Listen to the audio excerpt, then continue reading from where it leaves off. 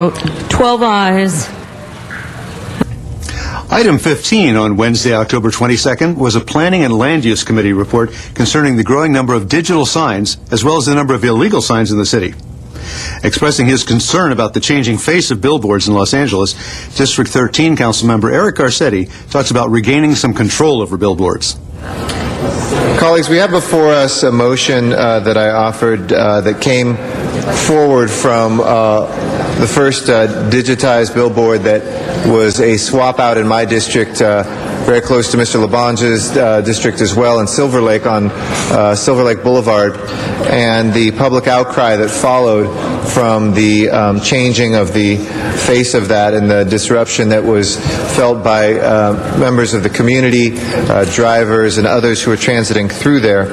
And this billboard that was part of the modernization from the court settlement that we had, it was very clear to us that I know a number of other council members have been experiencing these at a much higher volume than my own district, but as the first one and one of two now that I believe that are in the district total, I felt that it was very important for us to get our head around and get out in front to see what we could do to give back some control to the communities, to our neighborhoods, especially in residential areas, to make sure that we're smart about where these go, if at all, in the city, where we can put them to make sure that the community actually can say that this is something that if it wasn't a billboard and was a bright light of a store, for instance, we would have protections probably under environmental law in the state and other mechanisms. But what can we do to look at and to try to move forward on returning that balance back to the community and back to the residents?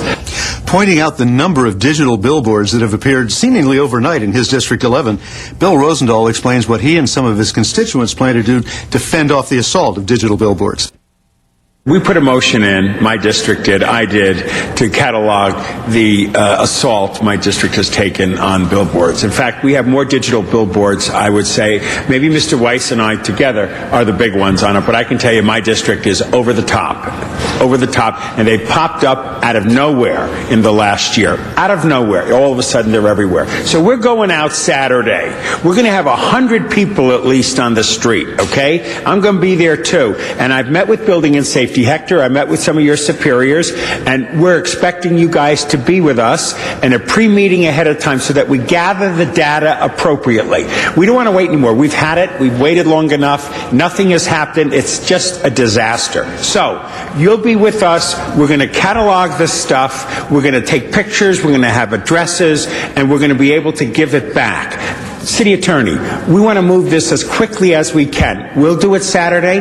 We were last night in the Venice Neighborhood Council. They're all excited. Brentwood, the Palisades, Mar Vista, Westchester, the entire district is going to be out there Saturday cataloging them. Saying we need to take away all of the reasons why it doesn't get done, District 1 Council Member Ed Reyes asks about the availability of staff to do the job. How many inspectors do we have to do this job? Actually, to do the annual or the periodic inspection program, we do not have the staff. We started the program in 2002, and then we were stopped by order of the court. And because of that, the staff that had been approved was cut. So you don't have staff to do this job? We do not have the staff to do the periodic inspection program. That is correct. So all the work that the citizenry is going to do in District 11 is going to fall on whom? It would have to be done by the current staff. Permanent staff?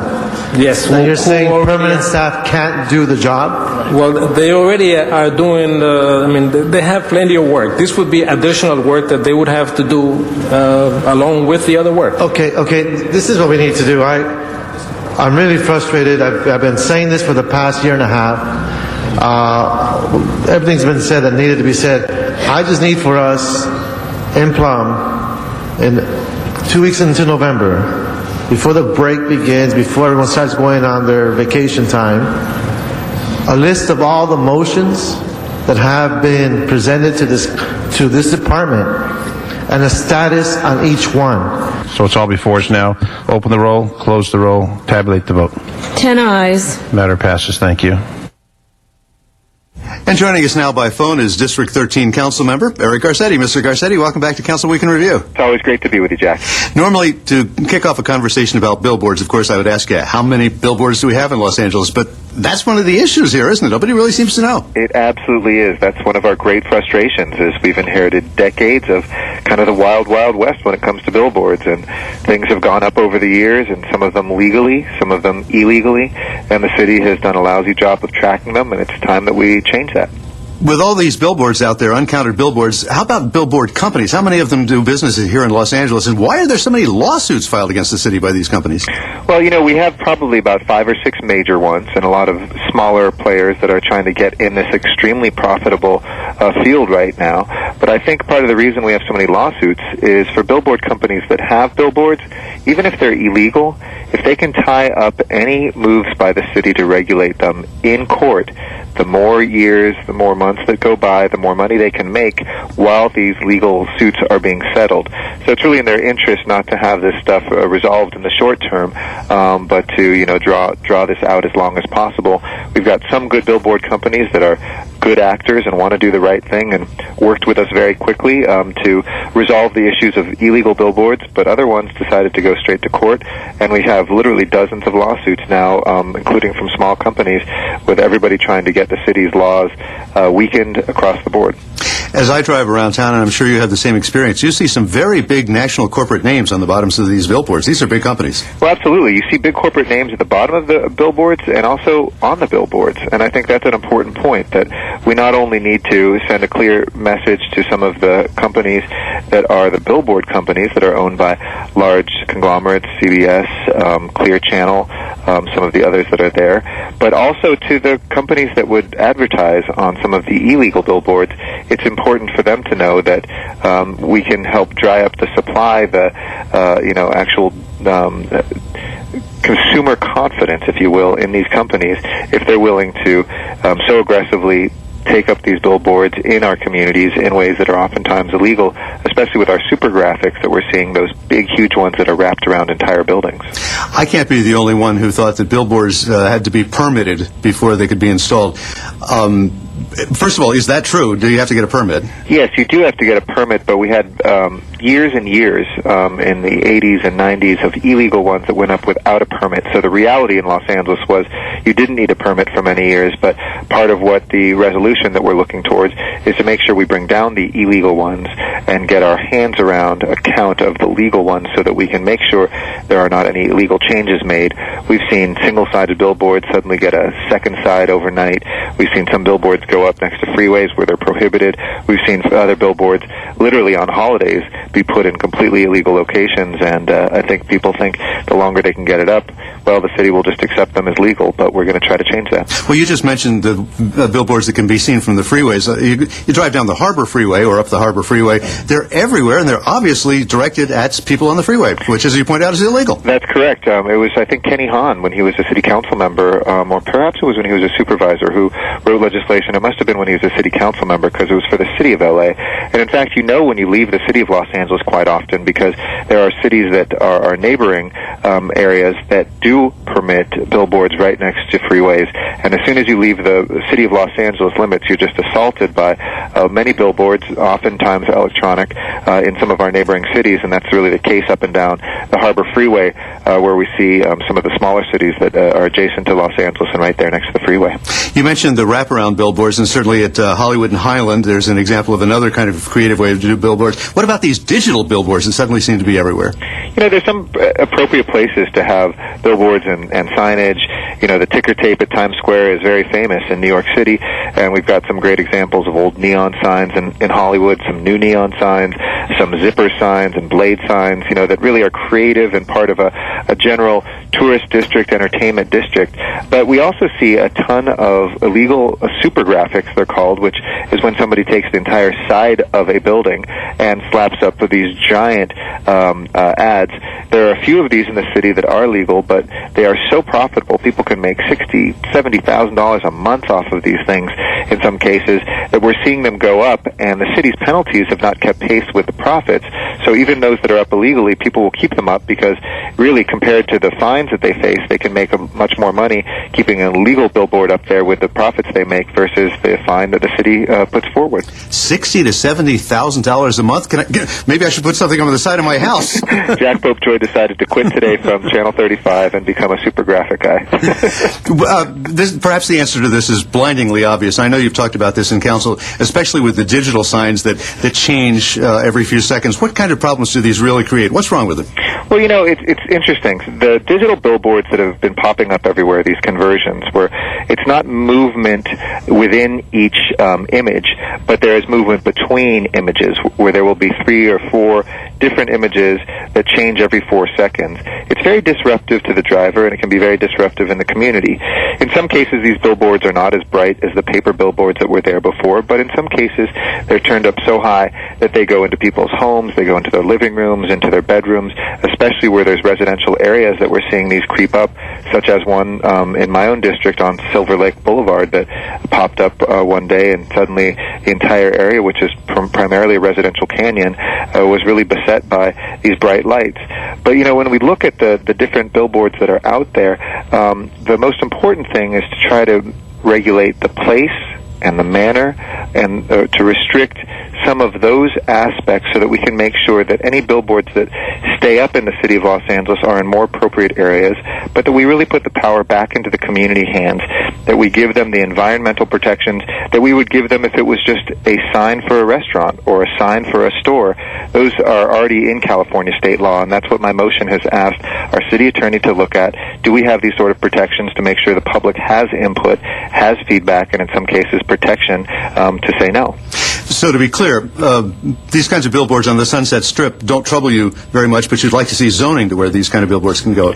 Well, in some cases they would. I mean, those types of billboards, if they were someplace else. The Sunset Strip, is in the city of West Hollywood, but certainly in entertainment areas, by the convention center, in Central Hollywood, on the Walk of Fame, places like that, people go there to expect. They go there to shop. They go there to experience a kind of more dynamic area. And, just as we've seen in other very famous parts of the world, from Leicester Square in London to Times Square in New York, there may be some places where it's part of that vibe, but it's not when you have to face, as I do on the way home, 14 billboards, sometimes in people's front yards, when in residential canyons we see, bright lights from digital billboards that are being converted. What we need to be able to do is not put the power in the hands of the billboard companies to decide where these go, but really to put them in the hands of the people in the neighborhoods. We can't stop all of them, and in some cases we might not want to prohibit them always. But what we do need to have is control with the neighborhoods, control in the residents' hands, and not just dictated to us by these companies. To look at it from the other side of the telescope, Department of Building and Safety oversees billboard regulations. It looks to me, as the average citizen, they are completely overwhelmed by the speed at which these digital signs are going up. I assume they're just understaffed, and that's part of the problem. That is part of the problem, though we have assured the Department of Building and Safety that if they start doing their inventory, we will make sure that they have the resources. It's a lean budget year, but part of the settlement is that we would be able to collect a permit fee from each one of these billboards in the city, and that will help pay for the additional staff we need to inspect them, to make sure that people do have them permitted legally, and in some cases where conversions are occurring, that we have the information ahead of time so that neighborhoods can defend themselves or give public feedback. If we can't get that, or maybe even alongside at the same time, we are looking at a 6-month ban through what's called an interim control ordinance that would ban these across the board in the city until we can get our head around a process that works for the communities and not just for the companies. When you're talking about this interim moratorium, I guess it would be, would that apply only to digital signs, or would that apply to all billboards? We're looking at both avenues. Certainly in the short term, people want something done with the digital conversions, and I think there's a growing consensus on that. But I welcomed the city attorney who came to our planning commission, which I've been working with very closely, to perhaps offer that we would ban all, including these super graphics and other regular billboards, to ban all new boards for the next 6 months, to be able to really put our hands around how we can rewrite the sign ordinance in a way that would be A, upheld legally by the courts, and you have to remember the billboard companies challenged based on the First Amendment, bring in some of the finest lawyers in the country, and have pretty consistently won those cases, so it has to be upheld by the courts. But B, have something that will also give a process to the community, based not on something against billboards, but based on the same protections we have right now for all new buildings and structures in any community. That's the most basic California state law, and we hope that it will apply here too. Well, obviously, Councilman, this kind of begs the question, if these billboards have gone up and we haven't noticed them, if they've gone up without permits, how could we enforce a moratorium? Well, that was part of the negotiation. The legal ones we know, those were ones that were put up in certain series of years that were negotiated. Those would be taken down. But when these other ones are going up, I mean, there is a process right now on these conversions where the companies are going to the Department of Building and Safety. What we need that department to do then is to give the community the heads up and to be able to have in place a process for feedback. Until we have that in place, it would seem appropriate that we could ask the Department of Building and Safety to turn down any of these conversions during this period of our moratorium. And what that does is it gives us 6 months for us all to take a deep breath, sit down with the sign companies and say, look, this is clearly something that the communities are upset about, that residential areas feel is inappropriate, and increasingly on the City Council, look forward to finding allies to be able to put that forward and perhaps revisit the settlement that we had from the court in the first place. If there's a fee charged for legal billboards out there, and these digital billboards are capable of multiple advertisements, possibly a fee per advertisement on the same billboard? Well, unfortunately, the fee has to be attached to what is the city's cost for doing its business. So if it requires additional city time to inspect a billboard that's digital, I think we could justify a higher price. But otherwise, it can't be based on the income of the billboard as the law is written. Under Prop 13, we can only justify a fee that directly goes towards people who are doing the work related to that fee.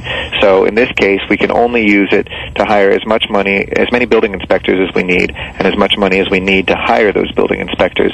We can't, in other words, necessarily take money, some profit on the side of that, though certainly that is something that the people of LA and other cities have called on their leaders to do, and we've seen examples in other cities where the city is the beneficiary, not just the passive bystander for these immensely profitable billboards.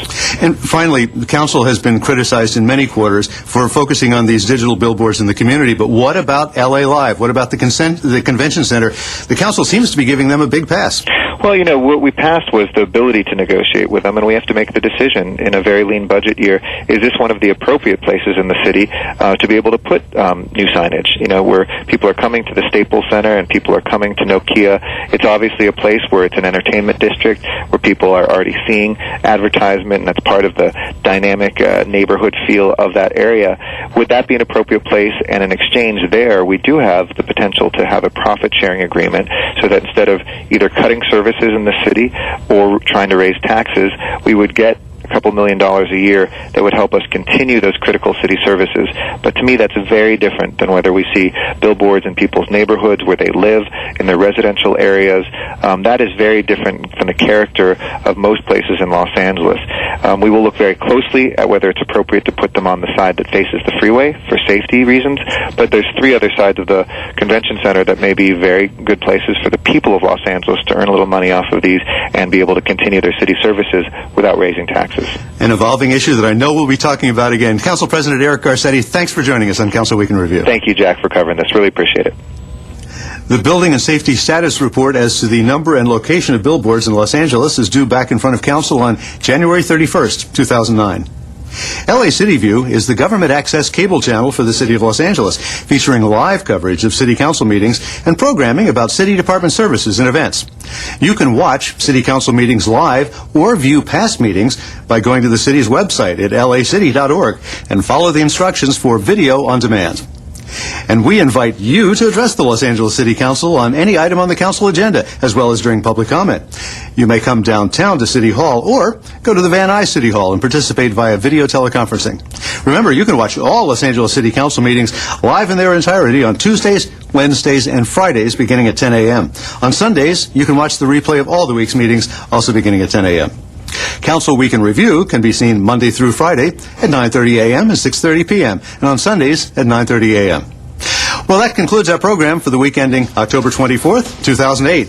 On behalf of Taffy Eason and everyone here at Channel 35, I'm Jack Popejoy. Thank you for watching, and please join us for the next Council Week in Review.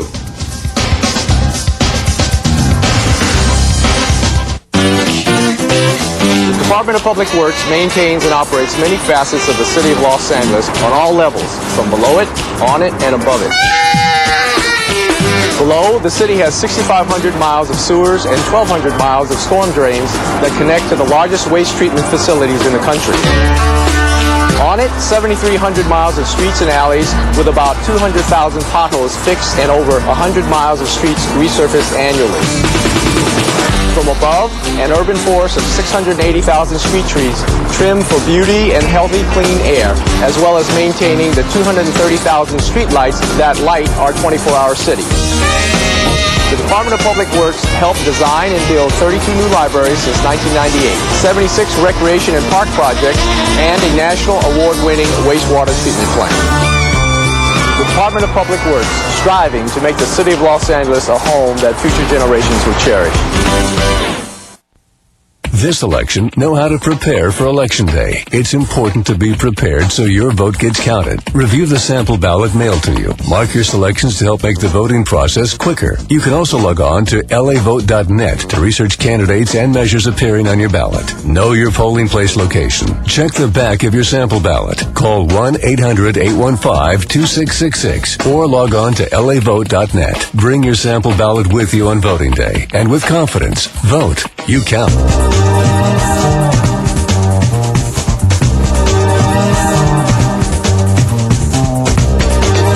LA City View Channel 35. Your city, your channel.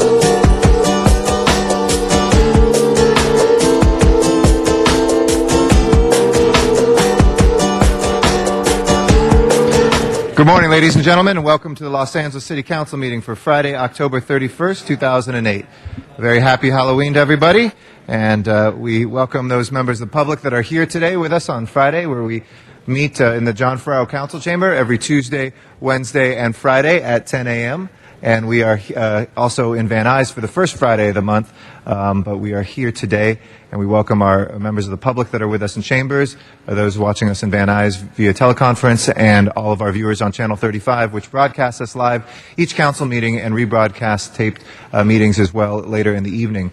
We're also available online, and you can watch webcasts of the council meeting at lacity.org or through your telephone by calling Council Phone, which is a telephone number that gives you audio coverage of the council meetings or any of our committee meetings, and that number is 213-621-CITY. I want to thank the members of the council that are here pursuant to council rules on time. Council members Cardenas, Gruel, Labange, Perry, and Wesson. We have two excuses today. Council members Parks and Smith are excused today. That means we are awaiting council members Alarcon and Hahn, who I just saw outside with council member Huizar. I know the three of them are on their way. Council member Reyes, council member Rosendahl, council member Weiss, and council member Zine. If you'll please join us right away. Our agendas are available online and also here in person. If you'd like to speak on any of the items that have been noticed for public hearing, please feel free to fill out a speaker card in the back and hand that to one of the sergeants at arms. We'll make sure that gets into the mix for today's meeting.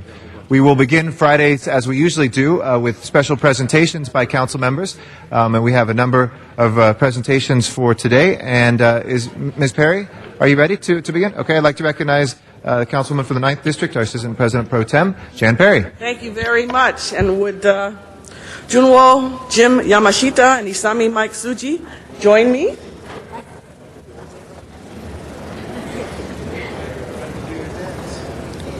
These gentlemen are our honorees today. You're staying close and be on TV. Come on. Come on up.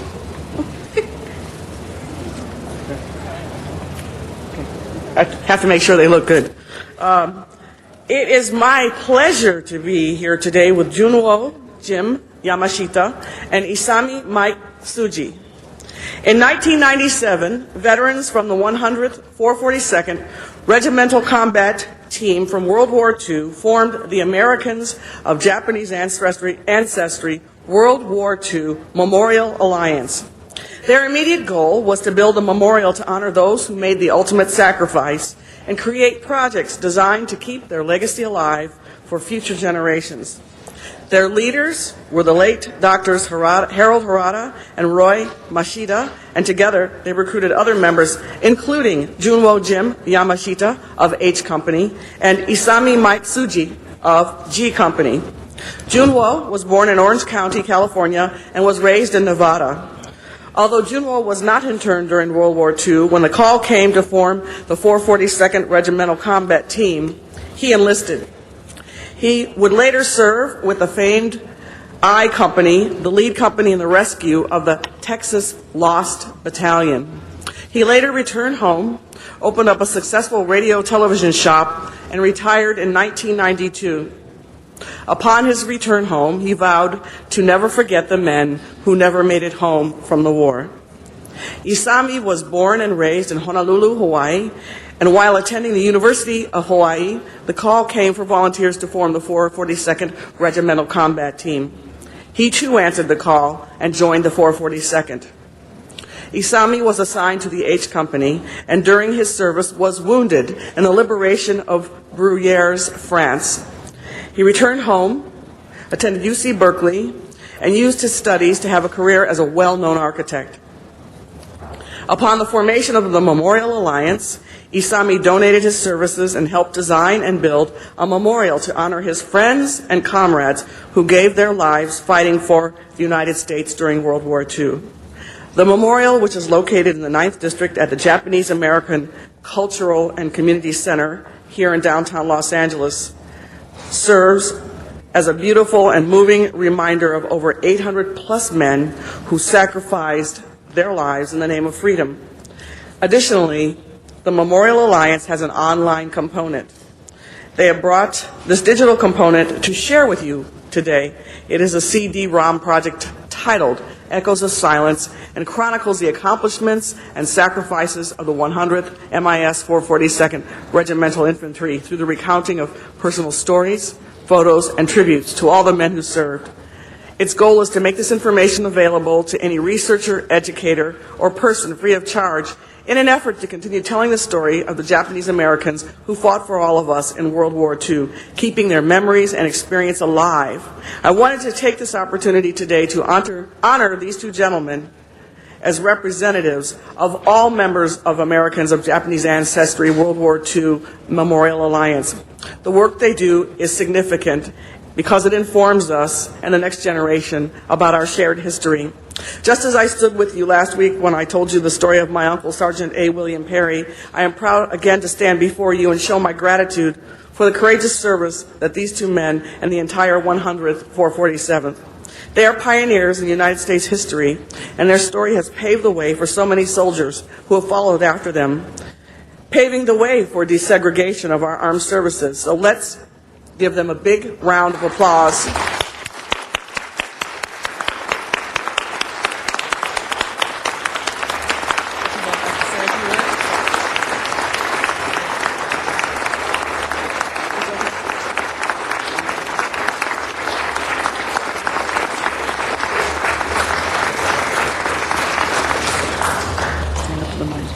You don't want that? No? Okay. Thank you very much. What I did was something I thought I had to do from a long time ago, and very satisfying. And it was pretty hectic, but we had it done. We had a lot of friends helping us finance a $500,000 project, and that's one factor that we will never forget. Thank you very much.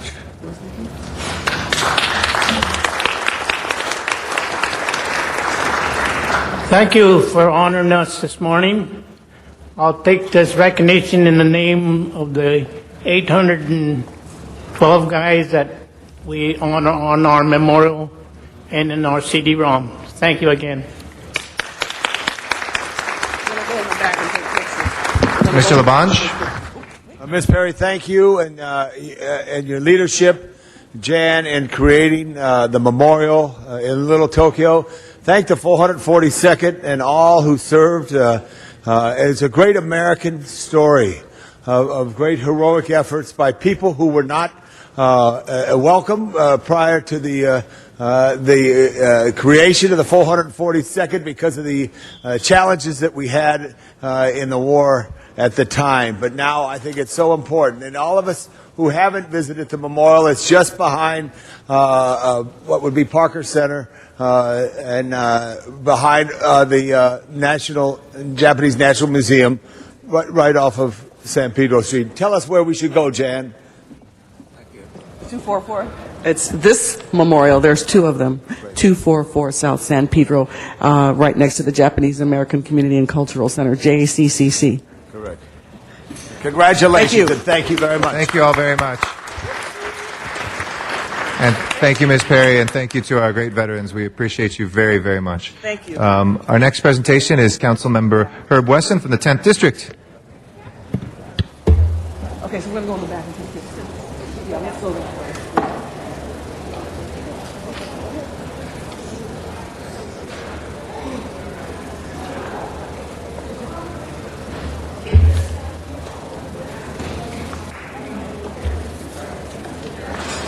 Come on up. Good morning, Mr. President and members. Happy Friday and happy Halloween to all of us. I have the pleasure to present to you an organization called LA Works, and they do some wonderful things. I just want to read off some of the things that they do briefly.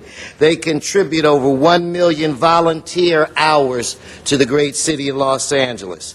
They've spent over 80,000 hours reading books to our children and at-risk youth. They also spend over 50,000 hours tutoring the young kids, and they provide activities for the elderly. And they have served over 10,000 meals to the homeless. But I just wanted to get that out of the way. Many of us, we are invited to various events in the district. And people always say, you gotta come. I'm gonna have 8 million people there. I promise you. And you go there and there's 30 people.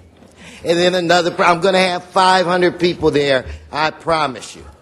So I get the word. I had first met Donna when I was in the assembly, and she gave me an overview of what they do. So I get the word, and the word is this. There's going to be a facelift of an elementary school in your district, and there's going to be over 1,000 people there. My response was, yeah, right. But I agreed to go because it's a great, Hillcrest Elementary School is a great elementary school. When I arrived, I was amazed because there were, at a minimum, 1,000 people there. And they showed me the project that they were going to do. They had brought in artists who drew the lines of what murals would look like around the entire campus and on the grounds of the campus. And then after the artists did that, the volunteers would kind of come in and paint by number. But it was a massive project.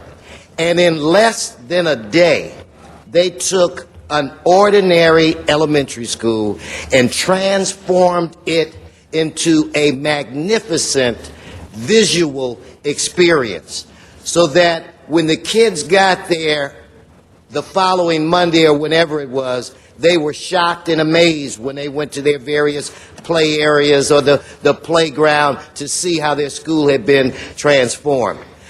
When you have individuals that give so much, and a lot of the volunteers from the various corporations, they didn't even live in the district.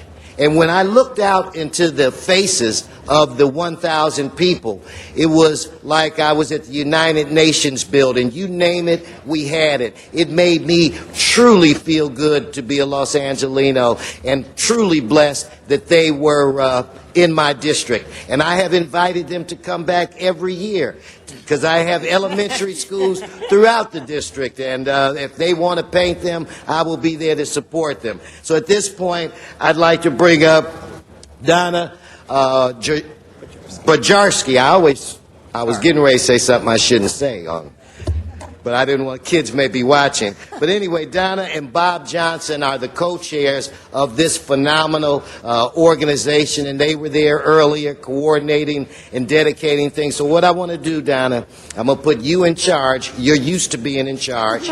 I'm going to have you introduce every corporate sponsor. I will then hand them a certificate and we'll take a picture. Ladies and gentlemen, let's give Donna a round of applause. Bajarski. Thank you so much, Councilman Wesson. And it makes us feel good to know that our elected representatives are so excited and enthusiastic about the work we do. The work that you all do every day is what really makes Los Angeles better, and we consider ourselves part of that effort to make the quality of life improve for everyone who lives in this community. So thank you for this honor. And LA Works does this, in all of your districts. So if you haven't spoken to us, do. We're happy to help. And maybe don't tell them that. Don't tell them that. But our first priority is, of course, Councilman Wesson's district, and then we'll come to your district. But we have projects all year long where we involve thousands and thousands of people, 100 projects a month that anyone can go on LAWorks.com and find an opportunity that will work for them. And we believe that this, again, is part of overall responsibility of Angelinos to make life better for everyone. And you feel better when you volunteer. You make yourself feel better, and you make those that you serve feel better. So thank you. And we particularly are proud of our corporate efforts involving corporations in Los Angeles and bringing them and their volunteers and their employees into these circumstances, both to work, to learn, and to improve. So today we're fortunate to have behind us some of the corporations that helped on that day to make Hillcrest Elementary the improved and beautiful campus it now is and will stay. And to talk about that, I'd introduce my co-chair and co-founder, Bob Johnson. Bob. Thank you, Donna. Thank you, Councilman, and the members of the council. We're very grateful for today.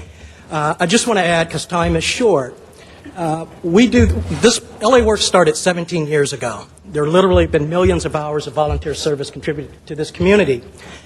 And the thing I think that makes us feel particularly good, the community service partners, whether they're schools, shelters, whatever, our services are free to the recipients. It takes a lot of effort. We couldn't do it in all of our programs without the generous support of our corporate sponsors. So today we wanted to acknowledge some of our longtime contributors and people who make LA Works Day and our monthly programs possible. So I may blow a couple of names here, so bear with me. But from Accenture, Lulafu, Northrop. Thank you very much. Oh, I'm sorry. No, go. Okay. Keep going. Northrop Grumman, I don't believe is here today. Keith Burden from Northrop Grumman. Martha Tashijan from Target. Hey, I remember you. Is Francisco? Yeah, I got that. And from Home Depot, we actually have two members here, Francisco Urabi and Sherry Caraway. Thank you. We're going to go in the back and take pictures. Thank you. And let's see here. From Kirkland Ellis Law Firm, we have Becca Walkers, who's a partner. Hey, how are you? Good to see you again. And one of our longest standing sponsors, who makes, you don't know what it's like when you get to these places at 6 o'clock in the morning and you've got sleep in your eyes, but there's nothing like a strong cup of coffee to help you pull it together for the day.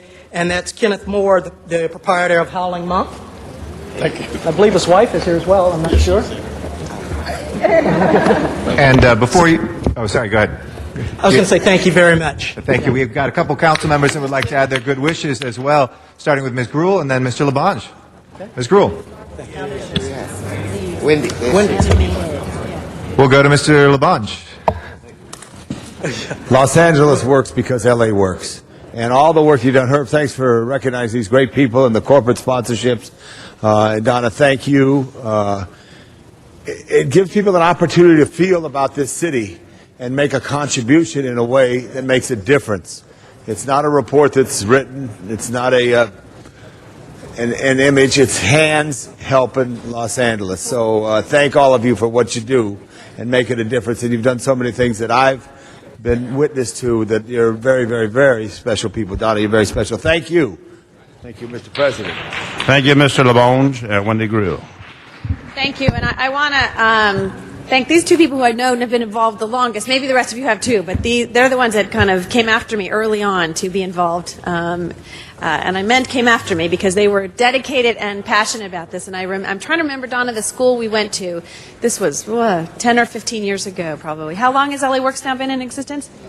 Yeah, so when we first started, and we got Taco Bell, and if you remember this, we got Taco Bell to donate that day, and all the kids, and it was just so exciting because this is what makes Los Angeles great, as Tom was saying, and you all have done this to make a difference, but you've garnered a lot of people around that, and it gotten them excited as well. And so congratulations on this anniversary, and particularly congratulations on what you all have done. I was just proud to be a small part in that early years, but you have kept it on. A lot of organizations, do well, and they kind of have a shelf life. Your life for LA Works continues. So I just want to say thank you, and thank you, Mr. Weston, for recognizing all of them for their hard work. Thank you. Thank you, Mr. Zine. Thank you. Now, Mr. President. Yes, sir. Mr. Temporary President. Only momentary. Yeah, momentary. You can call me Speaker if you wish. Mr. Speaker. Thank you very much. I think want to make you feel comfortable. The grand poobah of the City Council, Mr. Dennis Zine, I now would like to, it wouldn't be complete unless we had a certificate of appreciation to LA Works. And the last thing that I will say is that these 1,000 volunteers were so excited about the work that they were going to do that it really made your heart feel good. So again, if you have an opportunity to work with them, trust me, you'll be a better council person for that. So now I'd like everybody to give a round of applause to LA Works.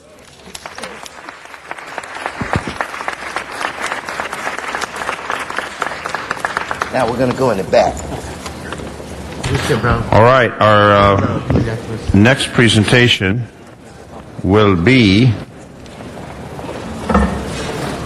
Councilmember Garcetti. You ready to go? And Mr. LaBonge? So it's a dual presentation by Council President Garcetti and Mr. LaBonge, with a former member of the LA City Fire Department.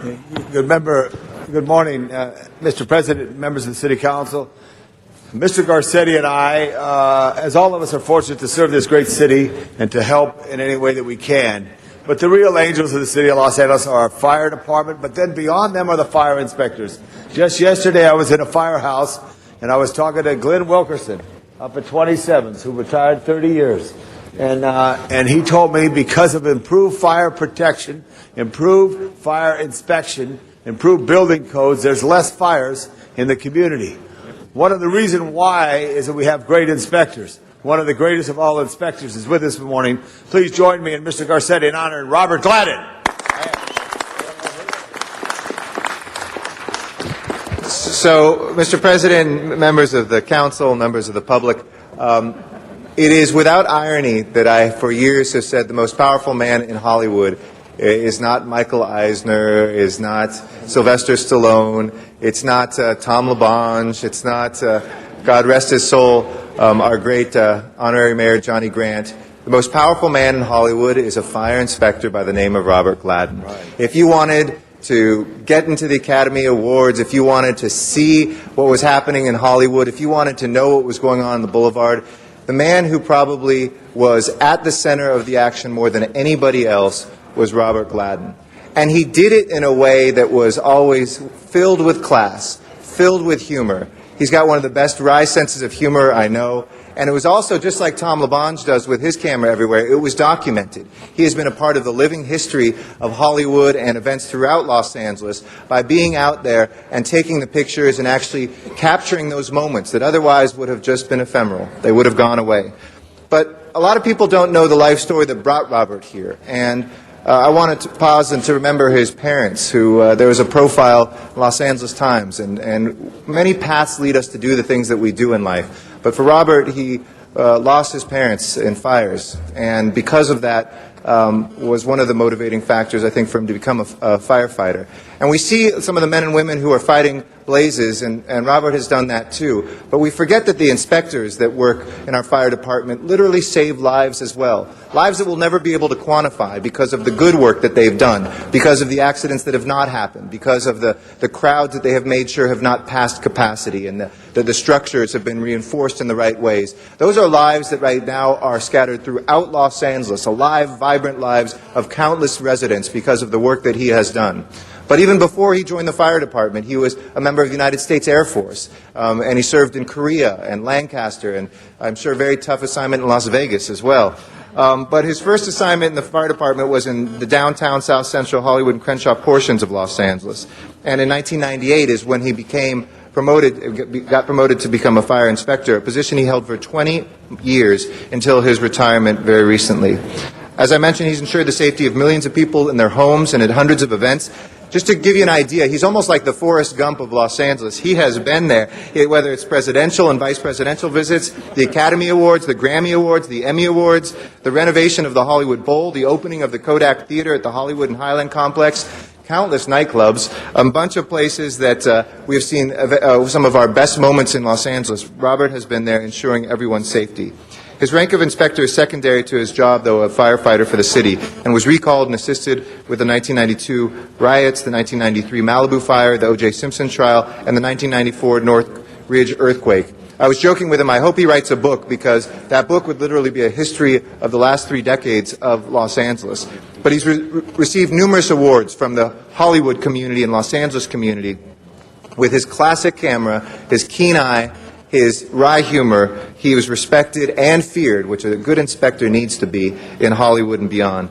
And more importantly, as a tribute to his character and integrity, Robert remains, and if you look at the people behind me who represent just the tip of the iceberg of people who are loyal and are proud to call themselves friends of Robert's, he remains universally loved by colleagues, event organizers and those who had the pleasure of working with him, including those who he had to shut down. So we wish you a great retirement and hope to see you back in the community soon. I want to thank Phyllis, his wife, as well, for letting him be out all those late nights. And his aunt and uncle who are here, Mary Burns and Sonny Burns as well. Let's give them a round of applause and thank them for helping make him the man that he is. And with that, I'll turn it back to Mr. LaBonge. And thank you, and Eric. And I'm so glad as we bring Robert up, we recall, as Eric in his remarks, his parents, his father in 1968, Robert Sr., a firefighter on duty death. His name is listed at the memorial at Fire Station 27. His mother at the tragedy in 1985 of the fire in the Baldwin Hills. Robert is a native of Los Angeles, Dorsey High School graduate, Harvard College graduate, Hillcrest Elementary, all the way. Perfect attendance. But did he pass Marshall High when he was driving down Sunset Boulevard? He always did. But the great thing about Robert, though, that as you know, an inspector sometimes has to make a very tough decision that affects people. And if you ask our city attorney right now to look into the city charter, as Mr. Garcetti, the most powerful person in the code, Avak will verify this, is the fire inspector, the fire marshal for Los Angeles for immediate action for safety, and he has kept it safe. He's a great credit to Los Angeles. We're so pleased to salute you here, and he has been everywhere. Please give Robert Gladden a big hand right now. Mr. Rosendahl. Mr. Rosendahl. Thank you. Thank you very much, Mr. President. Thank you. I just want to do a quick shout out here. You know, we had a fire the other day in my district, and the guy right next to you, Tommy, you know who he is? Chief Fry. That's right. And he was the battalion chief that was going like this. And he said, we're going to get it out, we're going to get it out. And frankly, if he hadn't taken that leadership, and with the inspector right there, and a couple of 3 other guys there that were there as well, I just want to say as a shout out, the fire department in this city is the best in the nation. And you guys, when you got those choppers up there from 1 o'clock in the morning to 6 o'clock, you saved Mountain Gate, you know, you saved Mount St. Mary's, you saved Bundy, Glen Nair, and also Mandeville Canyon. So God bless everybody there, and especially you for your inspector role that you've done all these years. Thank you, firefighters. Thank you. I just want to add that I was at an event at the Grove, and there was a fire inspector, Robert, who was there, and he didn't care if it was the councilman or the mayor. The place was past capacity. He says, you're not going in. I said, I understand. Thank you very much. He followed the rules, and that's what's so important. And it turned out they did have a fire there because some of the fireworks ignited something when they did the grand opening. But I'll never forget the fact that he's a man of courage, a man of integrity, and a man who followed the rules. So I respect you for that. Even though I didn't get to go to the event, that's okay. All right, Chief Fry. Chief Fry. I'd like to, on behalf of the fire department, like to thank both Councilman LaBonge and Councilman Garcetti. Today's a very happy day for me because it's an opportunity for us to say goodbye to Robert. Robert's somebody that I've learned from, respected, and really used as a mentor throughout my career. But more important than that, Robert's a personal friend of mine, somebody that I look to for advice and direction. I tell you, it's a little harder coming to work every day not knowing that I have Robert coming in to talk to me and see him. But I can tell you my phone bill is going up a little bit more because we're talking quite a bit. So, Robert, I thank you personally. The fire department thanks you, and thank you for doing a good job for the city. Robert Gladden. Thank you. I didn't after days and months and years of just trolling the streets of Hollywood, I didn't think I'd be here having the whole council shut me down at some point. I can't thank you enough. I know almost 31 years. It's been absolutely wonderful. My memories of the chamber coming here because someone was upset and it was overcrowded and we had to do our hard work here, and I believe it's not easy because everyone gets their opportunity to come up here and speak and have their say. For me, I just simply like to say that it was a wonderful 30 years. I worked with each of the gentlemen behind me and some of the ladies in the fire department, and every day was great going to work. It's a fraternity. It's absolutely. It's a lifetime education. I can't say enough about it. I was very lucky to become an inspector and to have a great district. The two councilmen behind me happen to turn out to be best friends, and we saw a lot of things together, and kind of hate to end it, but you want to go out gracefully and not being kicked out. So what can I do? Thank you all for the proclamation, and I'm sorry there's no monetary compensation to go with this, but this is wonderful. Your pension check comes in the first Yes. of the month. Don't Yes. forget that. Thank you very much. I Well appreciate it. deserved.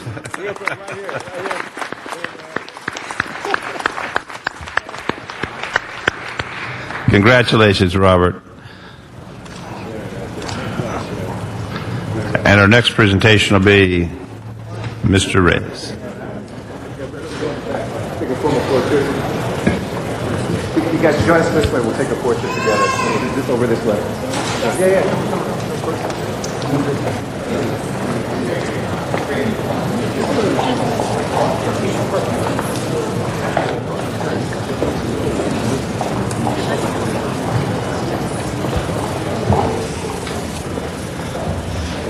Alicia?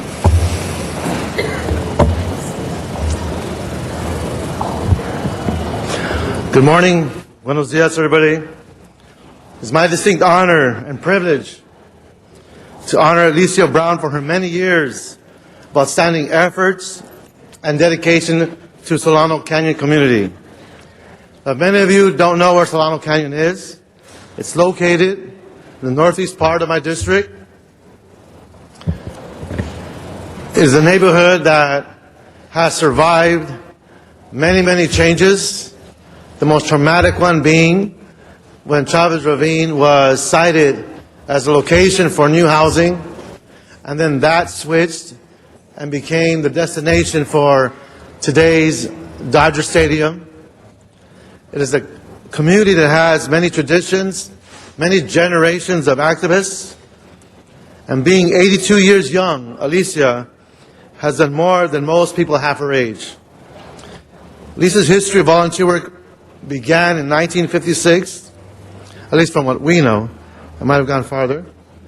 Alicia has worked on a number of projects in the First Council District, ranging from historical preservation to neighborhood beautification. One of these projects is the Solano Canyon Community Garden, which she helped found in 1999.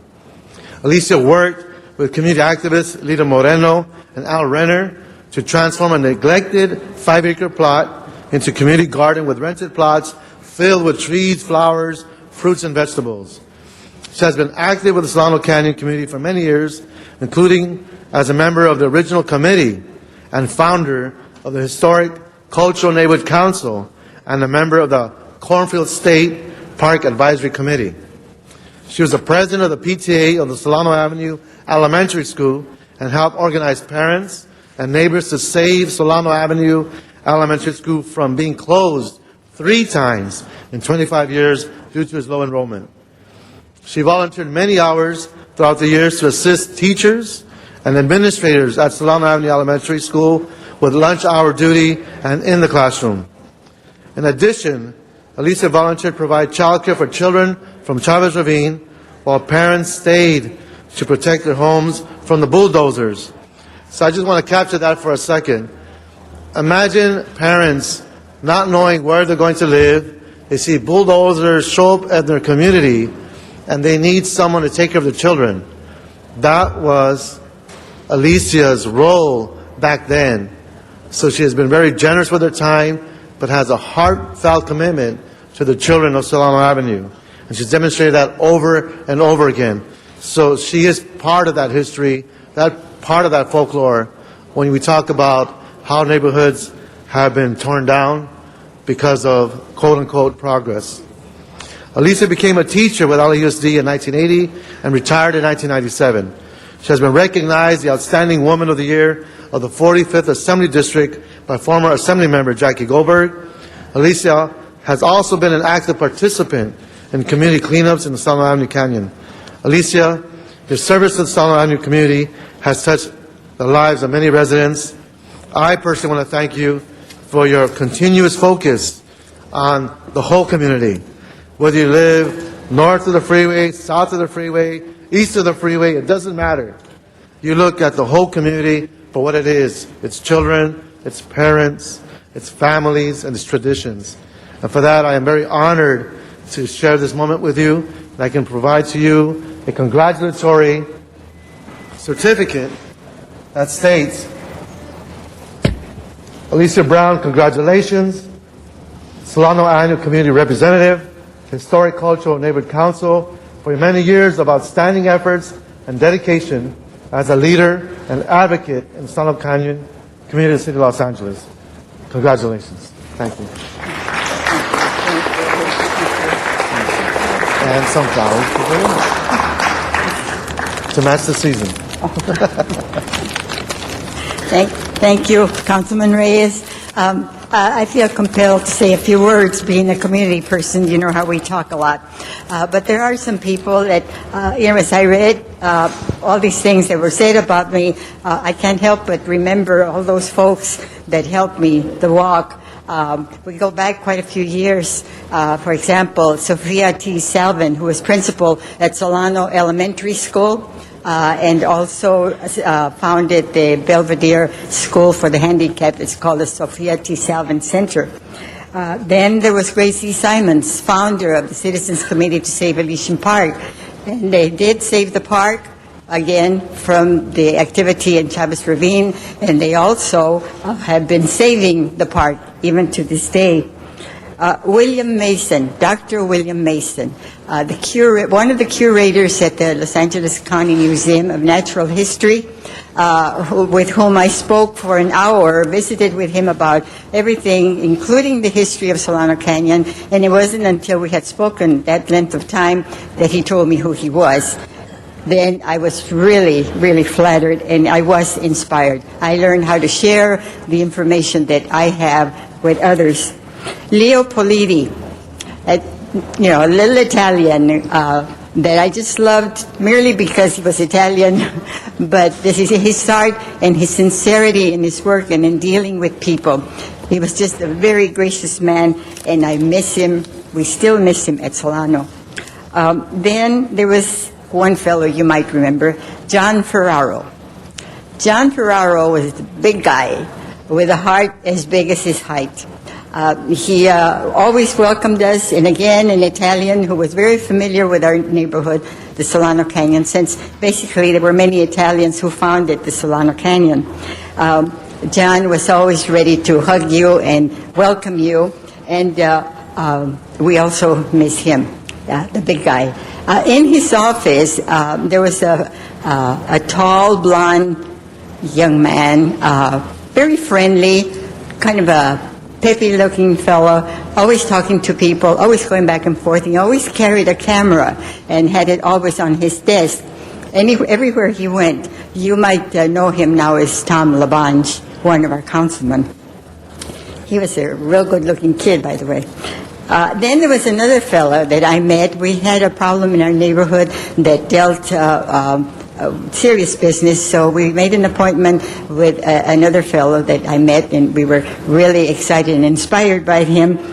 He was the district attorney at that time, and he welcomed us into his office and immediately showed us the pictures on his wall, all the pictures he had acquired.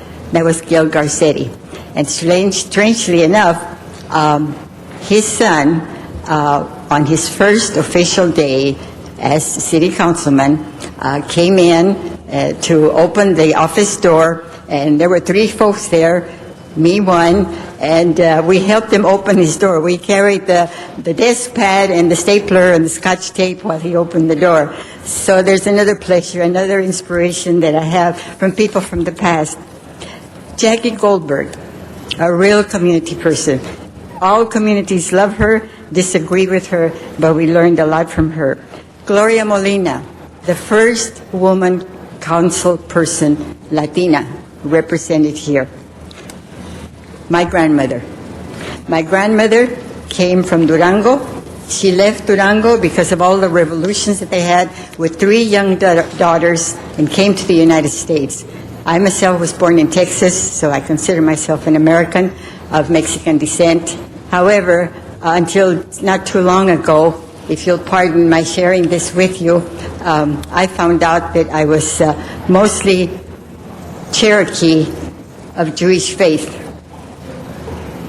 Now there's one American for you. It has been quite a lifetime, and I didn't realize what God had given me to do. It's really been a road of joy and happiness and arguments, but very exciting. So if councilmen, if council people here today, if you say thank you to me, I say it's been my pleasure. Thank you. Thank you. Mr. Garcetti. And Alicia, I just want to say what an amazing treasure you are in the city of Los Angeles, and to hear that history. You have lived it, and so many currents that are not just an American story, but a Los Angeles story as well. People always joke around here, are you a little bit of everything? And you mentioned the Italian. I have an Italian last name, but I'm half Jewish and half Mexican, so much of what you talked about was very similar to my own family's experience. My grandfather leaving Mexico because of the revolution and coming with his mother, who was full-blooded Aztec, across the border. But we all came to the same place, and I had some relatives that lived in Solano Canyon. Back when my grandfather first came, it was one of the places that he lived before settling in Boyle Heights. And you have done so much, not just in Solano Canyon, and not so much just in Elysian Park, to make that such a jewel of Los Angeles, but for the entire city of Los Angeles. You have been one of those angels, to quote Tom, an angel in the city of angels. And I want to thank Mr. Reyes for bringing this presentation before us, because you have inspired us, you continue to, and you have many more years of activism to continue to help us in the door, out the door, for whatever we're doing, to make sure that we're always held accountable. You do it with a smile, you do it with grace, and you do it in an effective way. So the entire community thanks you for all you've done. Mr. Weezer. Council President, I did think of you when I heard the story, but I wanted to just congratulate you and thank you for the work you do. And it's always just a real blessing to hear the wonderful stories of Angelenos and their backgrounds and the diversity it represents. And thank you for your contributions. And Mr. Reyes, thank you for bringing this angel to us today. Thank you. Thank you. Thank you very much. Mr. Alarcon. Mr. Alarcon?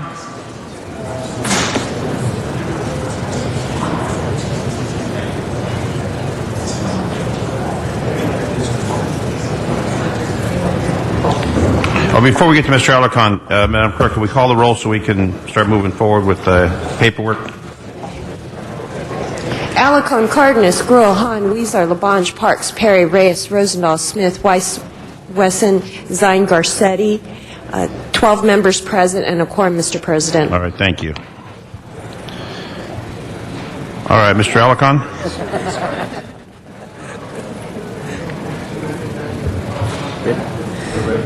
Council members, happy Halloween.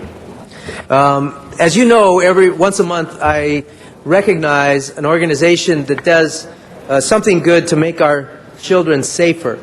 And it couldn't be more appropriate than to recognize our own Recreation and Parks Department for the amazing job they do during the week of Halloween.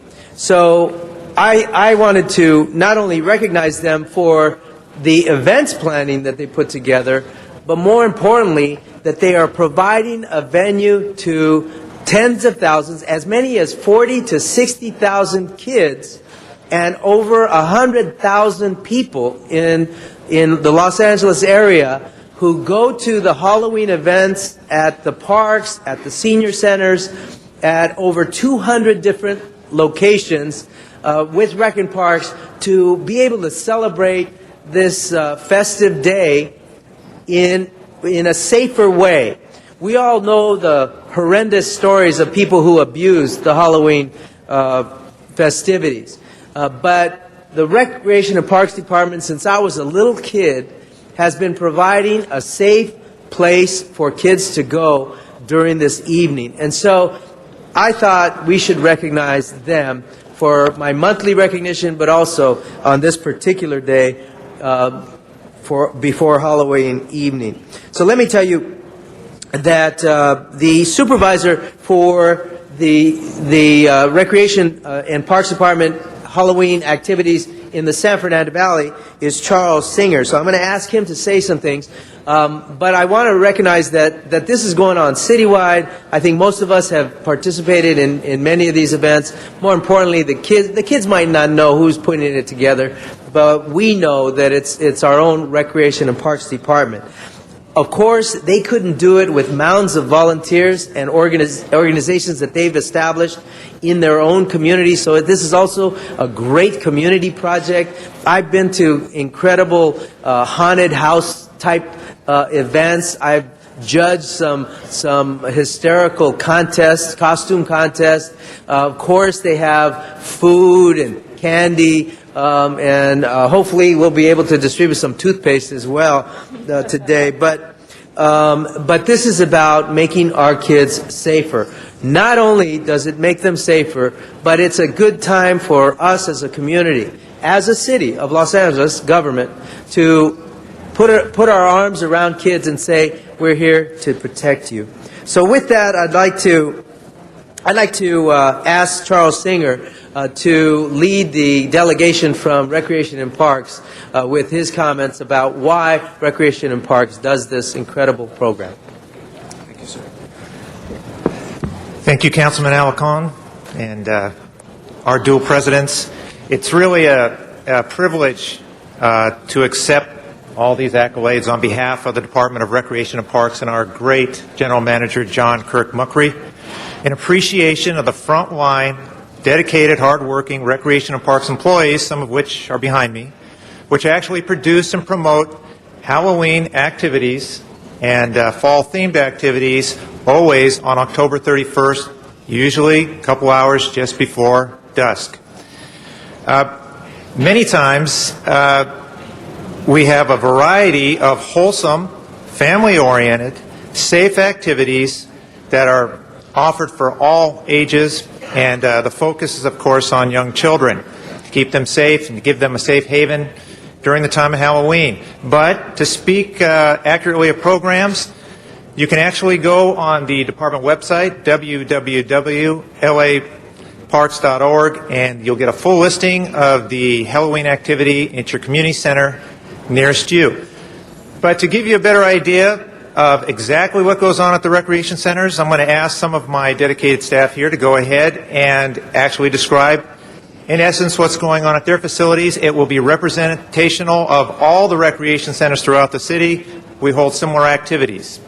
Virginia Corbin Marinovich, she is at Selma Recreation Center. She's the director in charge. Virginia? Thank you, Charles. Thank you, of course, Honorable Council Member Richard Alarcon, for the acknowledgement of what we do to provide services for the community. At Sylmar Recreation Center, we provide a comprehensive program of all recreation activities for children as young as age 3 all the way through senior citizens. At our particular park, we are focused primarily on the teens, as well as adult programming, as well as preschool activities, senior citizens. You can come out and receive a variety of after-school programs, anything from dance classes, music classes, theater classes, nominal charge or free to the community. It's a wonderful opportunity to get the kids off the streets and provide and get them to doing something positive. So not only do I invite you to come out to the Halloween program at Sylmar Recreation Center, but I also want to let you know that we are implementing what's called our Friday Night Teen Extreme program. We are going to be having the mobile skate park on Friday nights. We work with various communities and various organizations to provide services and food and funding for these programs. So I invite all of you to come out. Sylmar Recreation Center is in the Northeast Valley. Councilmember Richard Alarcon. Oh, it's tonight. Tonight is our Halloween program. He is judging our costume. What is it? We have the Trick or Treat Village, the Trick or Treat City, oh my God, it's so much. You know what it is. You're going to be there. You're going to be there. Oh, all the kids, it's just their office is providing so much for us. It's so exciting. And he and his lovely wife come and judge the costumes. It's so much fun. So again, please come out and go trick-or-treating with us and the council office. Thank you. Anybody sick? I'm nervous. I'm nervous. Thanks, Virginia. My name is Danny Salazar. I'm the teen coordinator at Hubert Humphrey Recreation Center in Pacoima. I handle kids from age 11 and 17. We do have programs for them. We offer Halloween events, activities for them as well. But not only do my kids participate, they volunteer. They make our events function. They come, set up, they learn how to be involved in community events and special events and every aspect of the community. So I was also at Landmark Recreation Center that started off the Extreme Team, so I know what Virginia was talking about. Very important program for the kids to keep them off the street, keep them busy. And I want to introduce my director in charge at Hubert Humphrey, Mark Gross. Hi, my name is Mark Gross. I'm the director over at Hubert Humphrey Recreation Center in Pacoima. If I have one thing to say, my suggestion is that all the council members, as well as everybody that's listening on Channel 35 or watching on Channel 35, bring your kids to the park and bring them today. It's a safe haven for kids. While you're there, you can check out the different programs that we have at the park. Every park has different programs, but they all offer something that keeps kids off the streets and doing something at the parks. And that's all I have to say. Thank you. Okay, sorry. I'd like to thank the council member, too. My name is Kimberly Weldon. I'm from Panorama Recreation Center, and tonight we're hosting also this big Halloween carnival. We are working on a pirate theme tonight. It's been a wonderful week. I've watched the teens come together and with teamwork, and they transpired their whole room into a haunted ship that they'll be having open tonight for the public. We encourage all the kids to come out. We have lots and lots of games, lots of crafts. Kids will go away with lots of candy. Every game, everybody's a winner in the game. So we want to encourage everybody to come out tonight to Panorama Recreation Center in Panorama City. Our activity is 4 to 8 tonight, and hopefully it will give the whole community a chance to come out and experience a good time, free of charge. Everybody is a winner. Everybody gets a prize. Maybe they can kind of forget some of the things they're maybe going through and just come out and have a good time. We'll have a big inflatable outside for the kids. Like I said, crafts that they can make and take, all kinds of candy. We're partnering with the Panorama Baptist Church to provide concessions. So I just encourage everybody to come out to your neighborhood park and enjoy a Halloween. My name is Mike Hogan. I'm at Richie Valens Recreation Center. And tonight we're going to have an old-fashioned carnival in our gym. We're going to be throwing pumpkins, bobbing for apples, wrapping tissue paper around people, coloring contests, pumpkin carving contests, stuff like that. And it's just one of those things that we do. This is my 27th consecutive Halloween of providing these types of activities. Some of the people in the department talk about retirement. We have 6 more Halloweens or 5 more Halloweens. And so we really look forward to it. Everybody gets involved, and we invite everybody out to come on out and join the fun. Thank you. Well, we could do this times 200 because there are that many venues going on Halloween. It's really an amazing, if you could imagine conducting that many events. We really have to send a debt or pay a debt of gratitude to Recreation and Parks for putting this program together. You know your local parks. You know where they are. You know which parks you want to take your kids to. Please do. They will be safe at the parks. Probably the safest place to be on Halloween evening. I want to give a few Halloween tidbits. First of all, Halloween has its origins in the ancient Celtic festival known as Samhain, and the celebration was at the end of the harvest season, as many of you know. The Gaels believe that on October 31st, the boundaries between the worlds of the living and the dead overlapped, and the deceased would come back to life and cause havoc, such as sickness and damaged crops.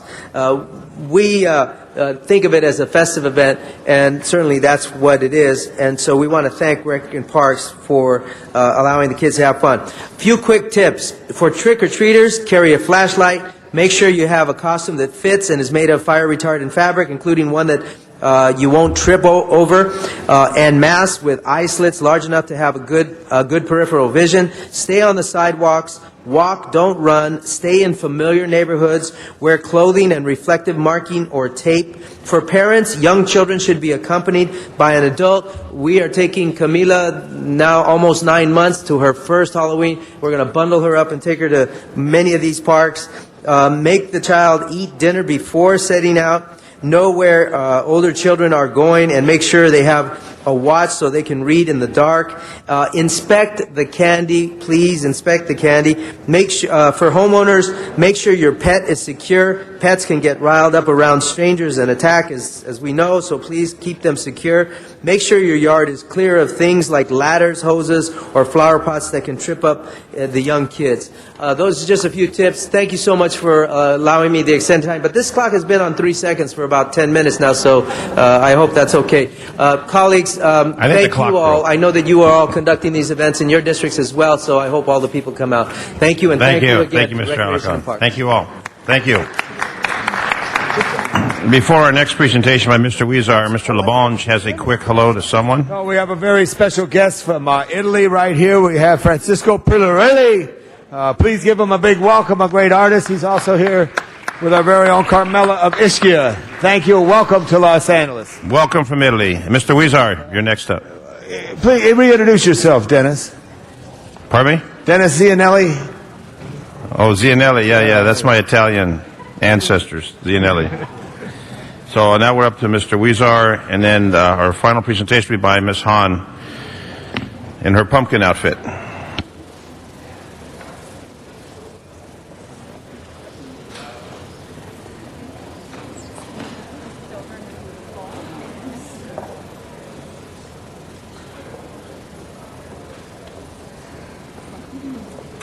Jose, take it away.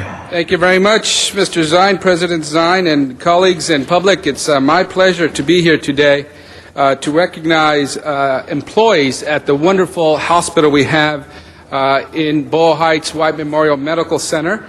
And I'm here today joined by a number of individuals. In particular, I want to introduce Beth Zachary, the CEO of White Memorial Medical Center. Thank you for being with us. Mary Ann Chern, the president of the Charitable Foundation. Thank you for being here as well. And Dennis Keegan, the executive director of the Charitable Foundation.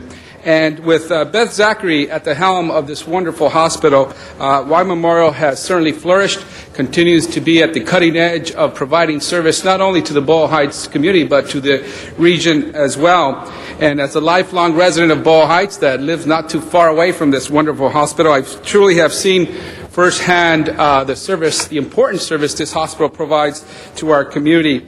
It is a hospital that not only provides much needed medical attention to the community, but also is very involved in the community with its numerous charitable activities and services. It certainly is a partner in ensuring that the community is not only healthy, but is in medical terms, but also healthy as a community.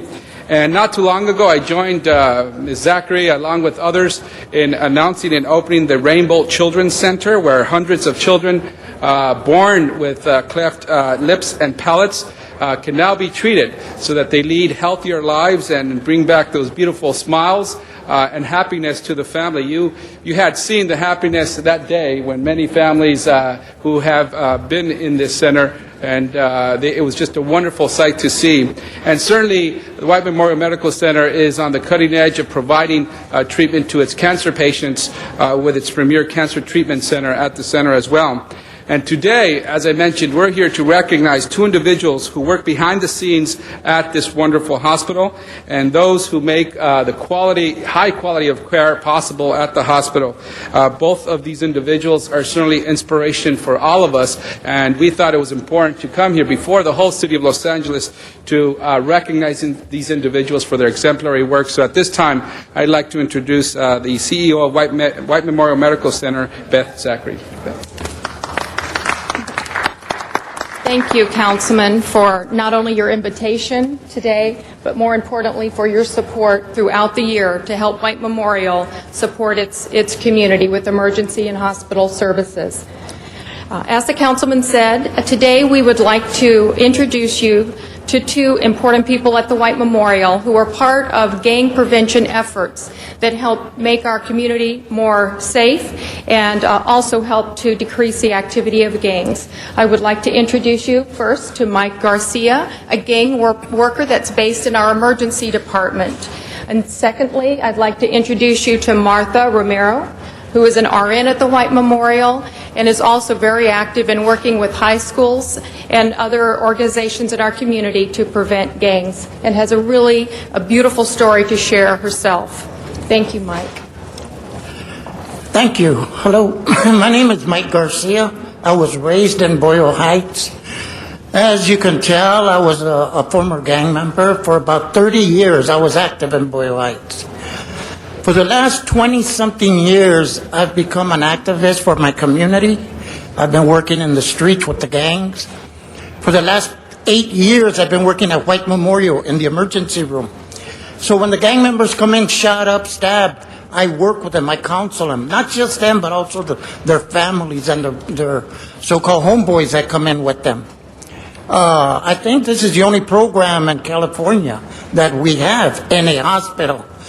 There are 3 places that a gang member spends most of his time: in his neighborhood, in jail, or in a hospital. And nobody yet has reached anybody or tried to reach anybody in the hospitals. We have people going into the prisons, the jails, juvenile detention camps, but nobody yet has touched into the emergency. And I think that the White Memorial has opened the door for something new.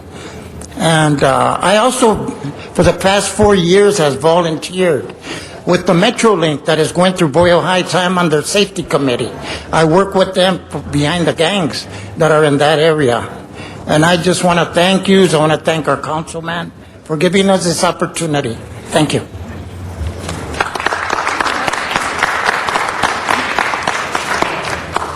Hi, my name is Martha Romero. I'd like to share my story. I grew up not too far away from White Memorial and the Ramona Garden housing projects. As a child, my parents worked 2 to 3 jobs just to make ends meet. And I was often left in the care of 2 of my brothers who at the time were both heavily involved in gangs and drugs. I knew from a very young age that the gang lifestyle was not for me. I decided to focus on my education, but what you may not know, that this is turning your back on the gang. Because I chose not to be part of a gang, I constantly had to defend myself against gang members from my own neighborhood, as well as from the neighborhood where my high school was located. I will never forget the time I was walking home from basketball practice and 4 girls attacked me because they knew that I lived in the projects. I almost gave up that day, but somehow I found it inside me to continue to fight because I realized there was a light at the end of the tunnel. School was my escape, but unfortunately there was a lack of role models.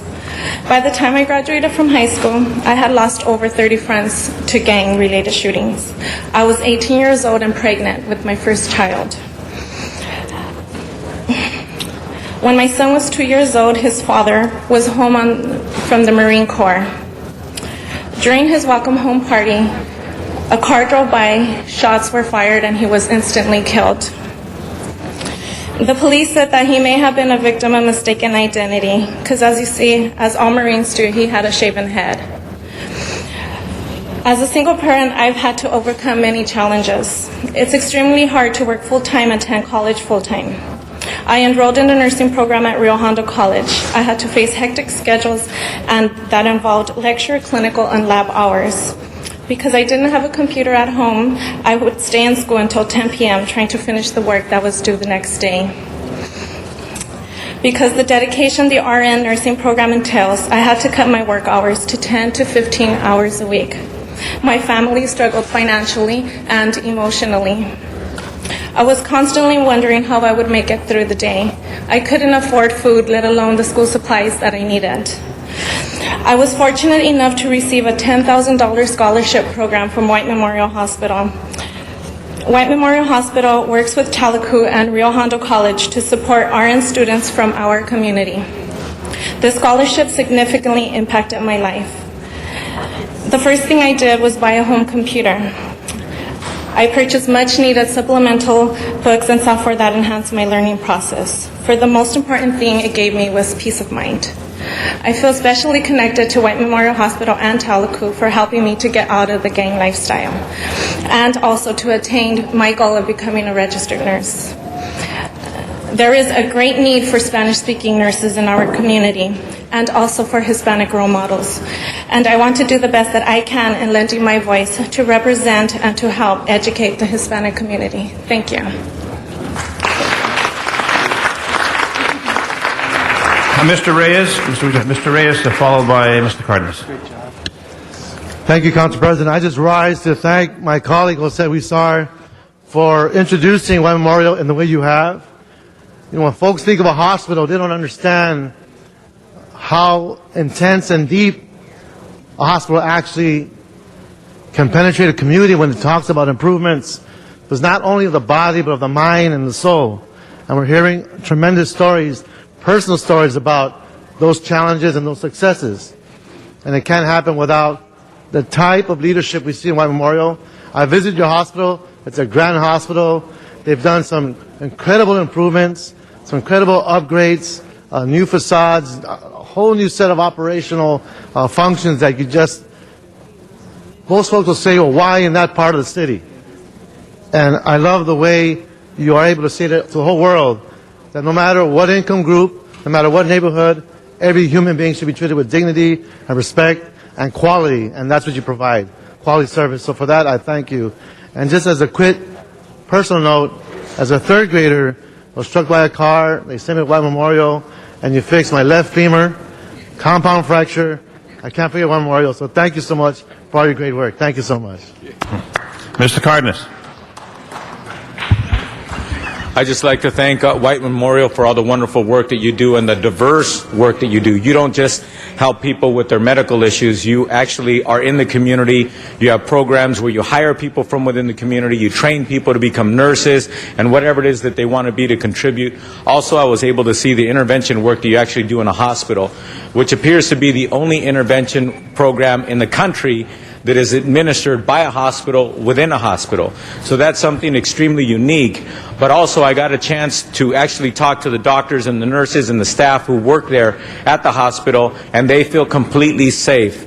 Unlike at other hospitals that don't have this unique program, where when they get a body in the hospital and they're stopping the bleeding and they have an emergency case, but all of a sudden they're worried about if some people are going to come into their facility and retaliate, and there might even be shooting going on. It really puts people in a very nervous condition, and it's not a good environment for a hospital. White Memorial is the only hospital that has actually addressed the issue the proper way, which is to make sure that the mindset of the workers is in the right place and their comfort level is appropriate, and also that if they do have people come, there is somebody who can address them without gunfire, without violence. So congratulations, and also I don't understand why our city attorney Eduardo is not standing with you. He's on the board of White Memorial. I think it's important for people to understand that we have a lot of employees here for the city of Los Angeles. Although this is the way they feed their family, they're in the community, they're doing a wonderful job, and we all are helping each other out. So thank you also, Eduardo, for being on the board and helping in that way as well. Thank you, Mr. Huizar. Mr. Alarcon. Yeah, just very briefly, White Memorial is not in my area. It's although I have been there under emergency circumstances and can vouch for the treatment that is provided. But I wanted to make note of your commitment to hiring nurses locally, and I know that you have a very special program, and it is a way to increase the number of opportunities for good paying jobs for people in local areas. But I know in particular that White Memorial has a special program that addresses that concern. So I just wanted to make mention of that and congratulate you. I just want to offer a personal observation. I come from the San Fernando Valley, and I had an opportunity to go to South Africa a few years ago, and I needed to take a bunch of shots. And I figured I'd go to my doctor. I said, no, you got to go to White Memorial, because you have a facility at the hospital. Doesn't matter where you travel in this world, and they give you the shots for that particular country. So just another opportunity, another offering for the public. So you serve in many, many capacities. So to all of you, congratulations for the wonderful work you do for the people of Los Angeles. Mr. Huizar. Great. Thank you very much, Mr. Zen. And I, too, want to acknowledge the work of Eduardo, our city attorney, that we see here every day. He is a part of the charitable board, providing of his time, his own volunteer time, service and his ideas and support to this great hospital. So thank you very much, Eduardo. And Mike Garcia, on behalf of the City of Los Angeles and the White Memorial Medical Center, thank you for your work. As expressed here, the work you do is so important. You're not only saving the lives of others who may come in there, but providing support to individuals and families who need it at the right time. Very important work, very intense work, and very dangerous work that you put your own life on the line. So muchísimas gracias. Thank you on behalf of the City of Los Angeles and the hospital.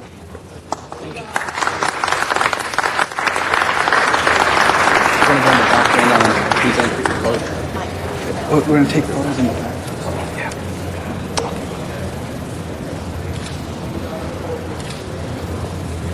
And Martha, also on behalf of the city and the hospital, your story is inspirational. You've persevered, and it shows that with people like you, you not only made your life better, but you made your community better by giving back as a nurse. Congratulations. You are a role model and an example of what is possible. Felicidades, and thank you so much.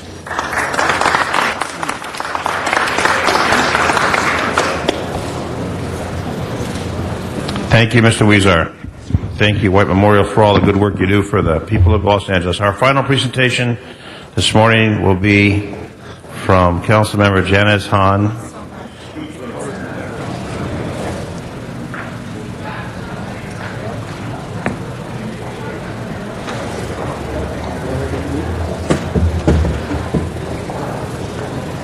That's great. Look. Thank you, colleagues. If you'll direct your attention to the large screen. This is a fun presentation on Halloween, and I just thought it would be nice to honor and recognize ConocoPhillips Refinery in Wilmington for the way that they have for 56 years been turning that tank into a smiling jack-o'-lantern for children all over the region. They've been transforming this $3 million gallon storage tank located right off the Harbor Freeway on Anaheim Street into the world's largest jack-o'-lantern. Preparing this enormous task requires more than 100 gallons of orange, black, and white paint. And according to the refinery engineers, I love this statistic, if this giant jack-o'-lantern were actually filled with pumpkin meat, there would be enough to make almost 27 million pumpkin pies. Smiling Jack in Wilmington is one of the most popular Halloween events in the Los Angeles South Bay area. The refinery welcomes about 30,000 visitors who want to take a closer look at a masterpiece giant orange pumpkin. ConocoPhillips extends an invitation to everyone to come and enjoy some of their famous, delicious caramel corn on the nights of October 30th, that was last night, and October 31st tonight from 6 to 9 p.m. So I just thought, we don't usually look at refineries as doing something that so thrills children from all over the area, and it really has become a legend in the harbor area. People come from all over on Halloween to make the trek up to Smiling Jack and participate in this Halloween event. Thank you, ConocoPhillips. Thank you for taking this time and effort, and we know it's an expense. We know it's something you don't have to do. We know it's not within the core mission of what refineries do. But I just thought this was a good year to thank you and to say you've made a lot of kids happy. You made a lot of kids smile. I know kids from all over look forward to this every year, and I wanted to honor you in front of the City Council of Los Angeles for giving back to the community in a way that I don't know of any other refinery that does something like that for kids. So this morning, I have Tony Cordero, who is the Public Affairs Manager, and Jay Churchill, who is the Refinery Manager here, representing ConocoPhillips. So on behalf of the City of Los Angeles, I wanted to present to you this official certificate thanking you for continuing a 56-year tradition of bringing smiles to the faces of children every Halloween by transforming this storage tank into Smilin' Jack, the world's largest jack-o'-lantern. Thank you. Thank you. Thank you. You want to say a few words? Yes. I want to begin by thanking Councilwoman Janice Hahn for this special recognition. But more importantly, it's a privilege to be putting on this event. For 56 years, ConocoPhillips has been painting up what we believe is the world's largest pumpkin. And during that time, there's been literally hundreds of thousands of visitors come through to receive our caramel corn. And matter of fact, some of those have been coming every year. So we have the third generation of family coming to this event that is very unique. And the first time I attended this event, what made a believer of me was seeing the long lines, thinking about the time people stayed in line waiting, and then seeing the smiles on the kids' faces. But more impressive was seeing the smiles on all the adult faces as they received this caramel corn. Yeah, I'm kind of excited. So, on behalf of ConocoPhillips, happy Halloween, trick or treat, and we have a few treats for you on this Halloween. Caramel corn? Yes, we're getting some caramel corn, and may this caramel corn bring you a smile like it does the thousands of visitors who come each year to this great event. Thank you. Thank you, Jay. Thank you. I think Mr. Labange wants to know where his caramel corn is. Ms. so we'll Hahn, I just recognize want to thank you and the gentleman from ConocoPhillips. There is great things about Southern California and Los Angeles of tradition and families, as you mentioned, 3 generations. Also want to let you know I have your card right here, and thank you for lowering the gas prices right this week here, and keep going. But I just want to thank you, though, because it is a wonderful gateway and a way to make art out of industry. And industry is so important, but art is very important, too. And I'm very proud of what you do there. And what a beautiful job the calligraphers did. Hold that up again. Give our calligraphers in the city clerk's office a big hand for what a beautiful one. And a signature there, Ms. Hahn. Thank you. And I just wanted to introduce one person. I didn't get your name. Cesar Reyes, and what do you do for their Human Resource Manager. The Human Resources Manager for ConocoPhillips. Thank you, everybody. Thank you. Here, let's get a picture right here. Good job. Thank you very much. That closes our special presentations. If we can go back and run through the agenda, please. Mr. President, there's approval of the minutes. Okay. Before we run through the agenda, Mr. Labange will move the minutes. I will second them without objection. Those will be approved. Next item. Commendatory resolutions for approval. Okay. Mr. Weiss moves and Mr. Wesson seconds without objection. Those are approved as well. If we can run through the agenda. Items 1 through 3 are items noticed for public hearing. These are street lighting ordinances. The recommendation is to close the hearing and adopt the ordinances. Okay. If there's no objection, we'll close those hearings. And if we can take up those 3, please prepare the roll. Tabulate the vote. 13 ayes. Items 1 through 3 have been approved. Next items, please. Next are items 4 through 6, and those are items for which public hearings have been held, and the reports for 5 and 6 have been submitted. Okay. Anybody wishing to call 4, 5, or 6 special? If not, let's go ahead and open the roll, close the roll, and tabulate the vote. 13 ayes. Those are approved. We'll send 6 forthwith without objection to the acting mayor. Next item. Next are items 7 through 14, and those are items for which public hearings have not been held. 10 votes are required for consideration. Okay. Call 7 special for cards from the public, and for Ms. Perry, we'll call 9 and 11 special as well for cards from the public. And we'll open and close the other public hearings. Any specials, colleagues? 8, 10, 12 through 14. If not, let's go ahead and open the roll, close the roll, and tabulate the vote. 13 ayes. Those items are approved. We can call the roll for the special meeting, please.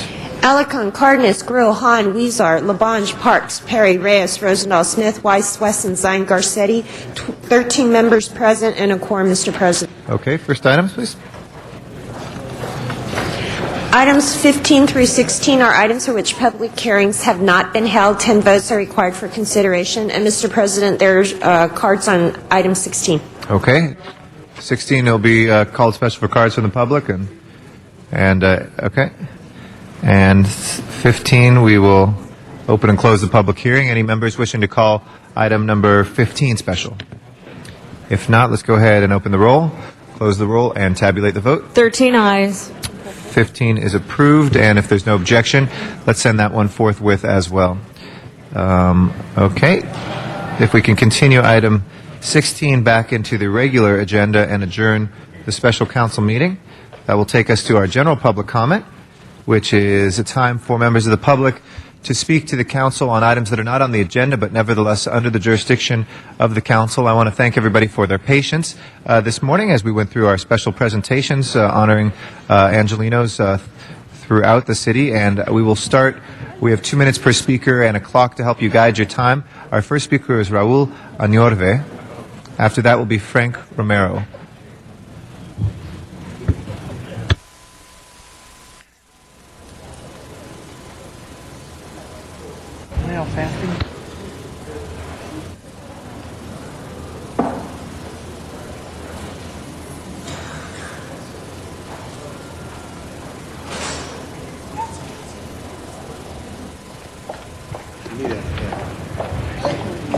We have a hand mic. Oh, quick.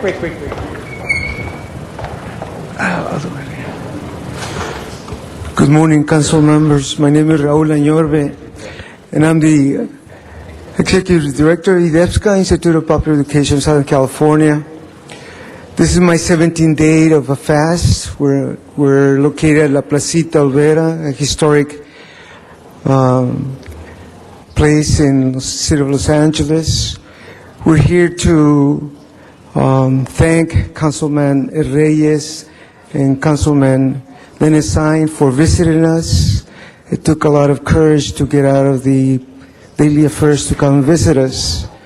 The purpose of our hunger strike is to mobilize the vote, and we still have a few days. It's important for all of us to vote and to demand to stop the race in our communities. On behalf of about 40 of us who are on a hunger strike, we would like to invite you to come and visit us.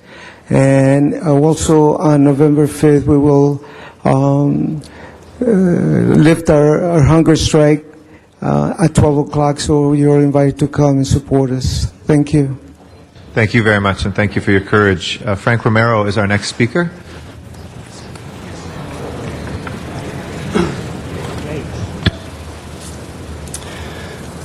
Okay, I'll try to do this in 2 minutes. My name is Frank Romero, and I want to thank the members of the council.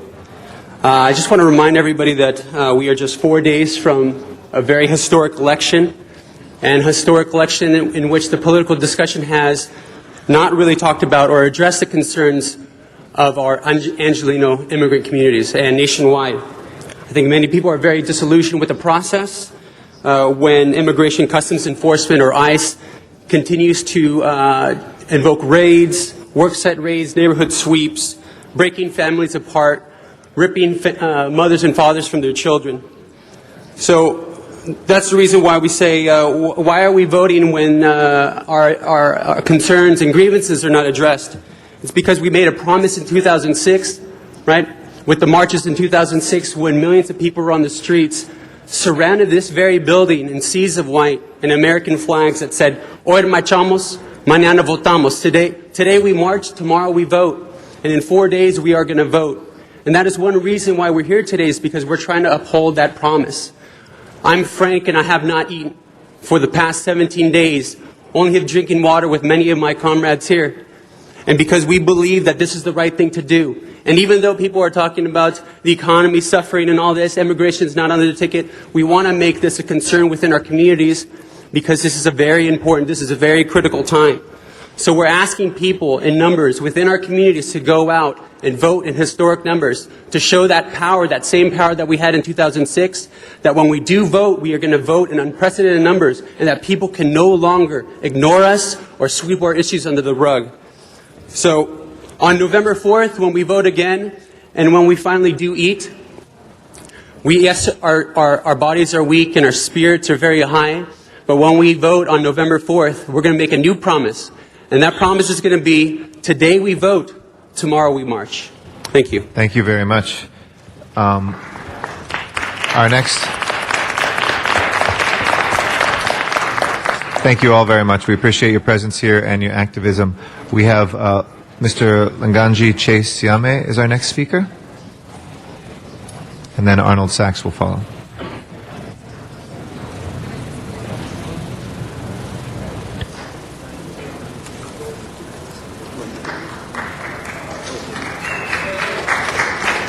Mr. Huizar?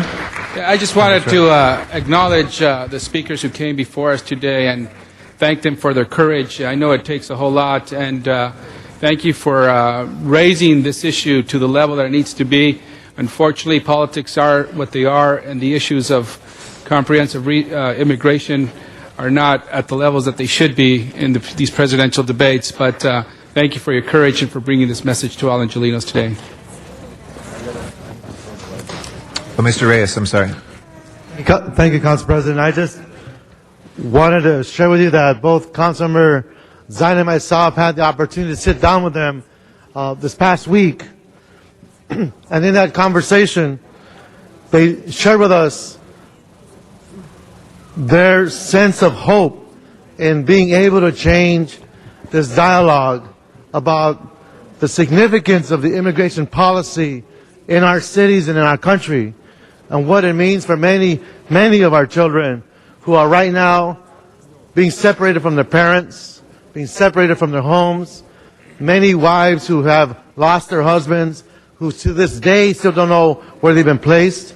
They're looking for their children, they're looking for their spouses, and we remain silent. Excuse in me, the public Mr. Reyes, dialogue. that's I understand, not on the but let agenda. me just finish this.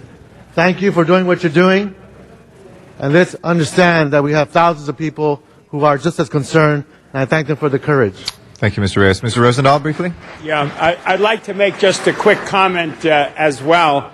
We hear politics and the election next Tuesday, and you hear hope and change from both candidates. You see probably the largest voter turnout in the history of our country will happen next Tuesday. All kinds of rules will be broken. And my prayer and my hope is, when we have this new president, that the hope and change translates into dealing with this issue as well as other issues like gay rights, too. So I'm looking forward to real leadership out of Washington for everybody. Thank you.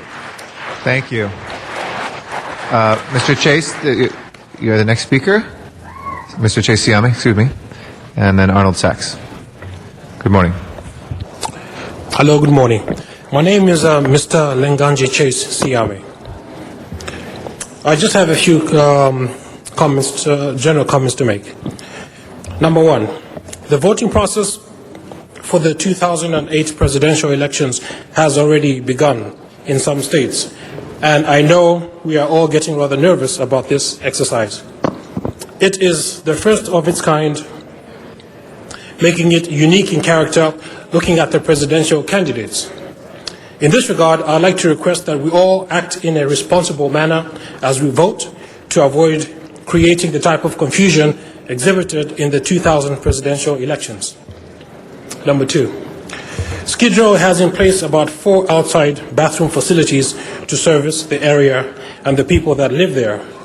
The only problem I can see about these facilities is that they protrude into the street, obstructing pedestrians that are passing by. This is quite inconveniencing for the pedestrians. Considering this observation, I would like to propose that the City of Los Angeles consider moving these bathroom facilities to an area close by where they will not block passing pedestrians. Lastly, I'd also like to suggest that you carry out a survey in this area to find out if these facilities are in fact popular. Number three, I'd like to make an announcement to my children concerning the ongoing disagreement that we are having. It is my decision for us to stop this conflict in the interests of our well-being, which we must begin to cultivate.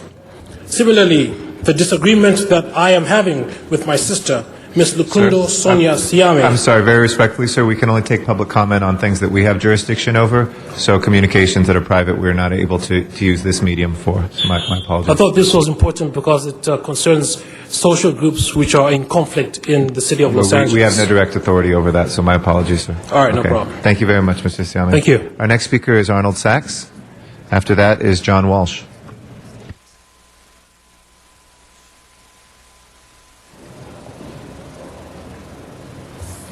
Yes, good morning. Thank you, Arnold Sachs. I'd like to take this time to address a couple of items regarding the budget deficit that was briefly addressed at the last meeting. It's been quoted here, and I've said this a few times. The garbage fees increase was from $15 to $26, was from $11 to $26. It raised $137 million. The audit showed that some of that money went for police, $100 million still unaccounted for. But what happened when the garbage fees were raised from $26 to $39? That raised $117 million. We still don't know where that audit goes, where that money goes. Also on Wednesday's meeting, it was addressed, there was an item regarding funding returning to a neighborhood council if it wasn't spent. The Harbor Department was allocated $90 million for security that wasn't spent as it was proposed. Does that money return to the general funds? Between the two of those items, there's $207 million right there out of a $400 million budget. The council constantly hide behind the Brown Act, never wanting to answer any questions. I do, though, have an idea to raise some revenue. In today's Daily Breeze, there was a story regarding how an airlines has hired some people to put their logo on their heads. So I suggest you renting your heads out. It's a space rarely used, it's blank, and you could raise funds for the city's account that would go towards the general funds, or maybe for special interest. You could advertise your special interest on your head, like AEG or the Grand Avenue Project, or something to that effect. And also in today's newspaper, there was an article, "This is a problem with LA," regarding a gang vote on the gang tax. It was quoted as $1.6 million for each $1.6 million for each gang murder. Previously, it was reported as $1 million for each gang murder. Our next speaker There's is John a difference Walsh. of $600,000. We do let people close the sentence, but there's a couple more sentences there. So thank you very much, Mr. Sachs.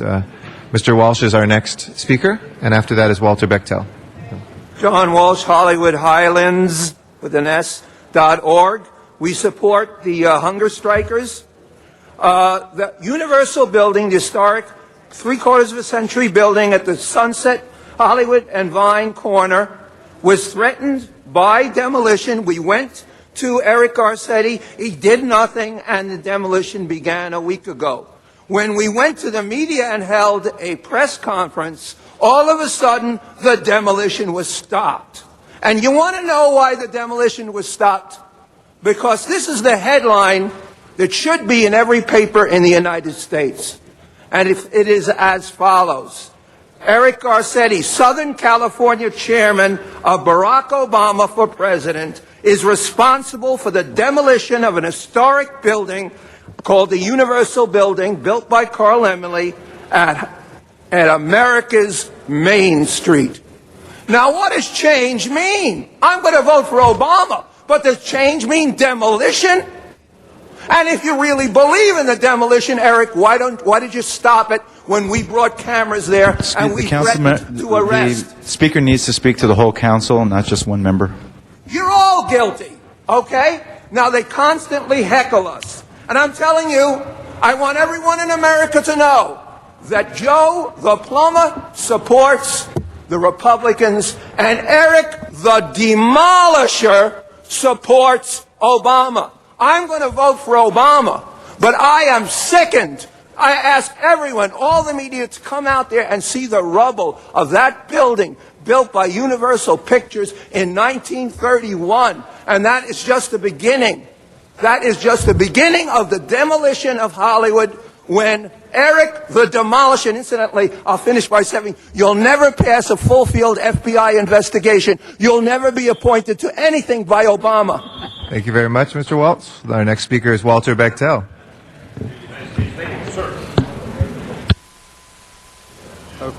Okay, I want to apologize for Wednesday. I want to try to reiterate what I was saying, though. I was just trying to make a point about people not saying anything and the fact that we do say something. This is a picture of the notorious B.I.G. murder suspect that was drawn from witness descriptions on March the 11th, 1997. This is a picture of Barack Obama. They look very similar, and they both have, and I have a fine art degree, and I just wanted to say that there's a similarity, and my point is that there are people always trying to say, why don't people say something about these sort of things? And we do say something. And I think the point is that after we say something, nobody does anything about it. I've been saying something about people in music industry doing things, and then just a couple of days ago, the Fed had to go talk to a couple of people that I've been telling you about for almost 10 years now. I mean, why do you people have to wait until the Fed gets involved? Why can't the city of L.A. do something? And I think if anybody has any information on this or anything, it doesn't matter even if they're running for some important office like the president's office. I think people should, if you know something, you should come in here and say something or present it somewhere where people will listen to it. This murder happened here in this city, right in front of the Peterson Auto Museum. And there's other evidence and information, and I was told to go to the enforcement agencies. I mean, and now you can't do anything about it after the guy's a president. We'll close our general public comment, and now we'll go to items that are called special. We'll start with item number 7, and I know, Ms. Perry, did you want to make the amendment for Mr. Parks at the outset, or do you want to take public comment first? Ms. Perry? Do you want to make the amendment first? Yes. Or Mr. Labange introduced it, and I did the second on it. So okay. I'm happy to let him say the words. He did that on behalf of Mr. Parks, and it's much appreciated. Since Mr. Labange? It's Coliseum Commission action. Thank you very much. It's a very special moment for a very special, late, great person of our community here. I do think we should take public comment, and I'd like to ask that the Honorable Judge Harry Pragerson speak first, who came up with this idea, and as we move forward. Okay. We'll have our first speaker from the podium be Judge Harry Pragerson. It's always an honor to have you here, Judge, in our chambers. If you'd like to come forward. After that, we'll have Tim O'Connell.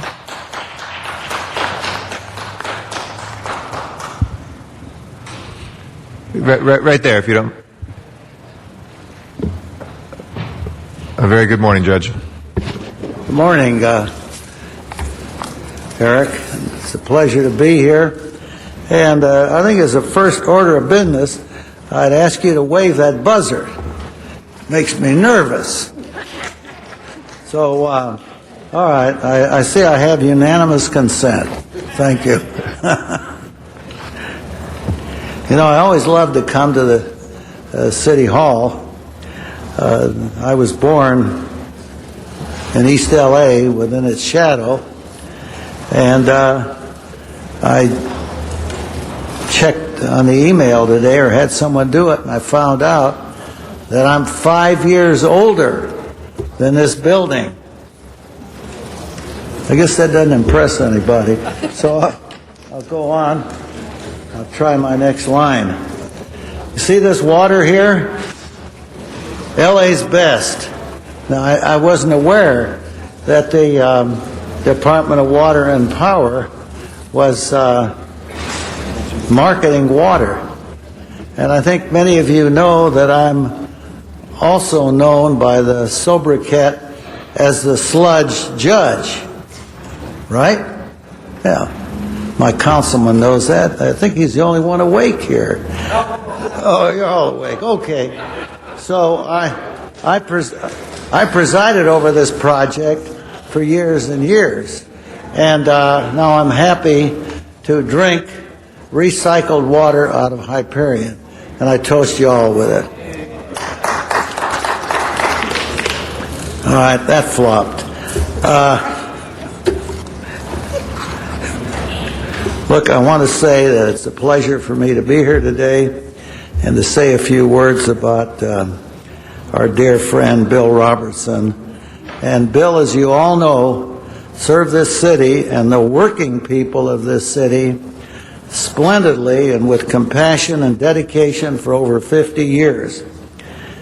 Now, Bill enjoyed a long career as a highly respected labor leader, and Bill and I were very close friends.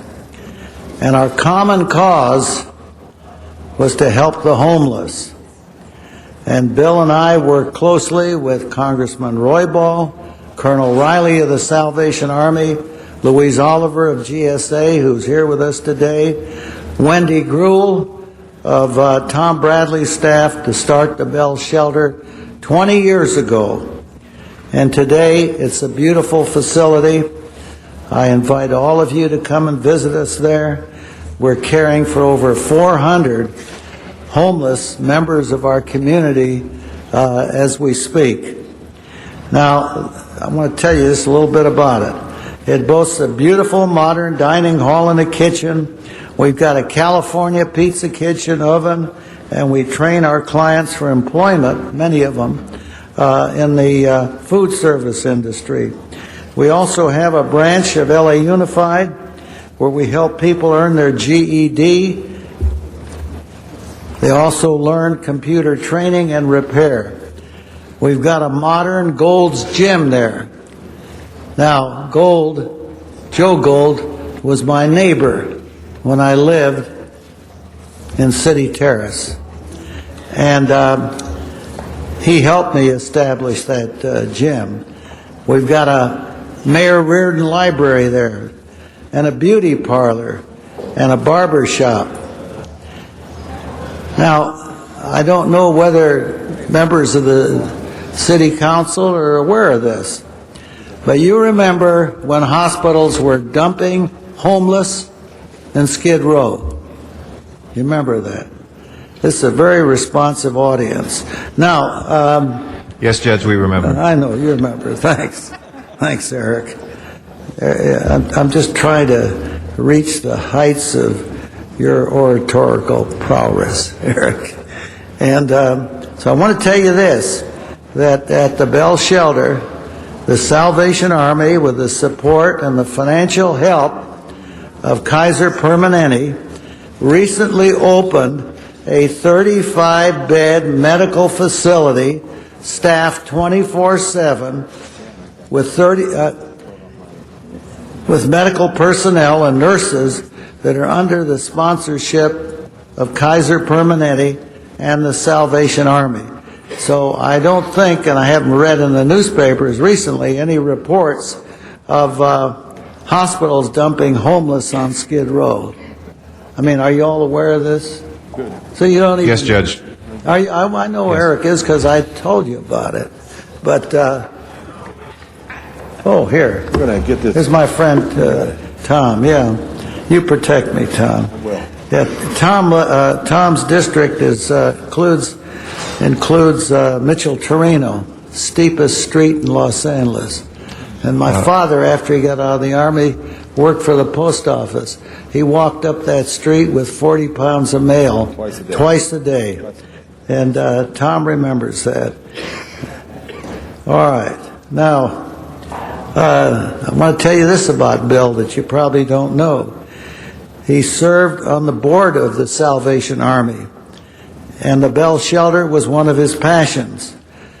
Now, you may not know this, but Bill himself, at one time in his life, was a homeless person, and the Salvation Army helped him, and he never forgot it. And he never forgot that one of his missions in life was to give back and help people in need. And that was part of the wonderful character of Bill. And he worked tirelessly to establish job training programs for women and minorities, part of the Century Freeway Project. And over 10,000 women and minorities have been trained in the building trades. And our program that Bill started trained a labor force, not only for the freeway, but for the Alameda Corridor, and trains today people who are soundproofing the homes around LAX. And that program that Bill started is looking to the future to train people in partnership with LA Trade Tech to install solar panels. And Bill has served as a founding member of the board of Century Housing, served as its president.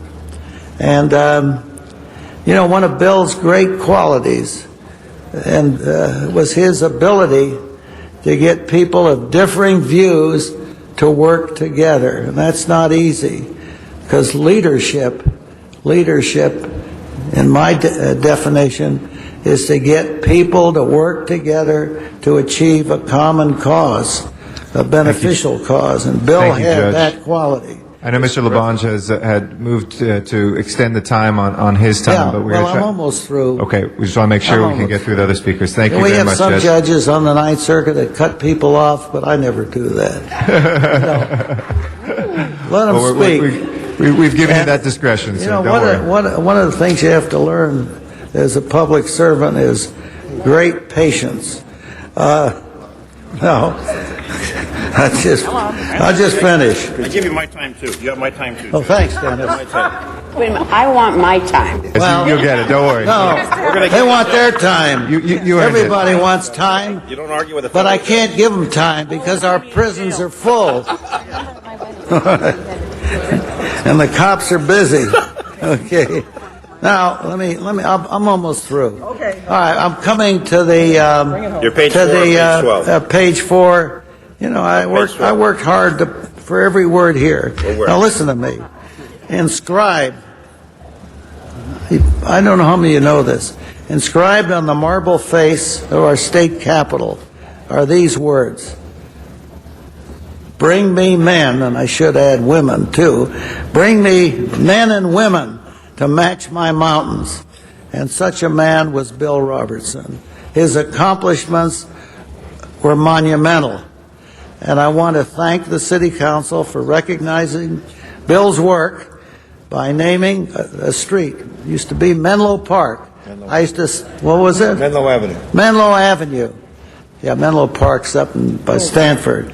Menlo Avenue, I sold newspapers on Menlo Avenue. And that's between Exposition and Martin Luther King. And it lies in the shadow of L.A. Memorial. Now, I have a suggestion for you. Uh-oh. Yeah. They already did it. We already fixed it. No, they have to do it. What do you mean they fixed it? They fixed it. They did They fixed it. And they've changed Yeah, it. Bill Robertson Lane. all right. I want to also thank Bernard Parks, who took the Coliseum's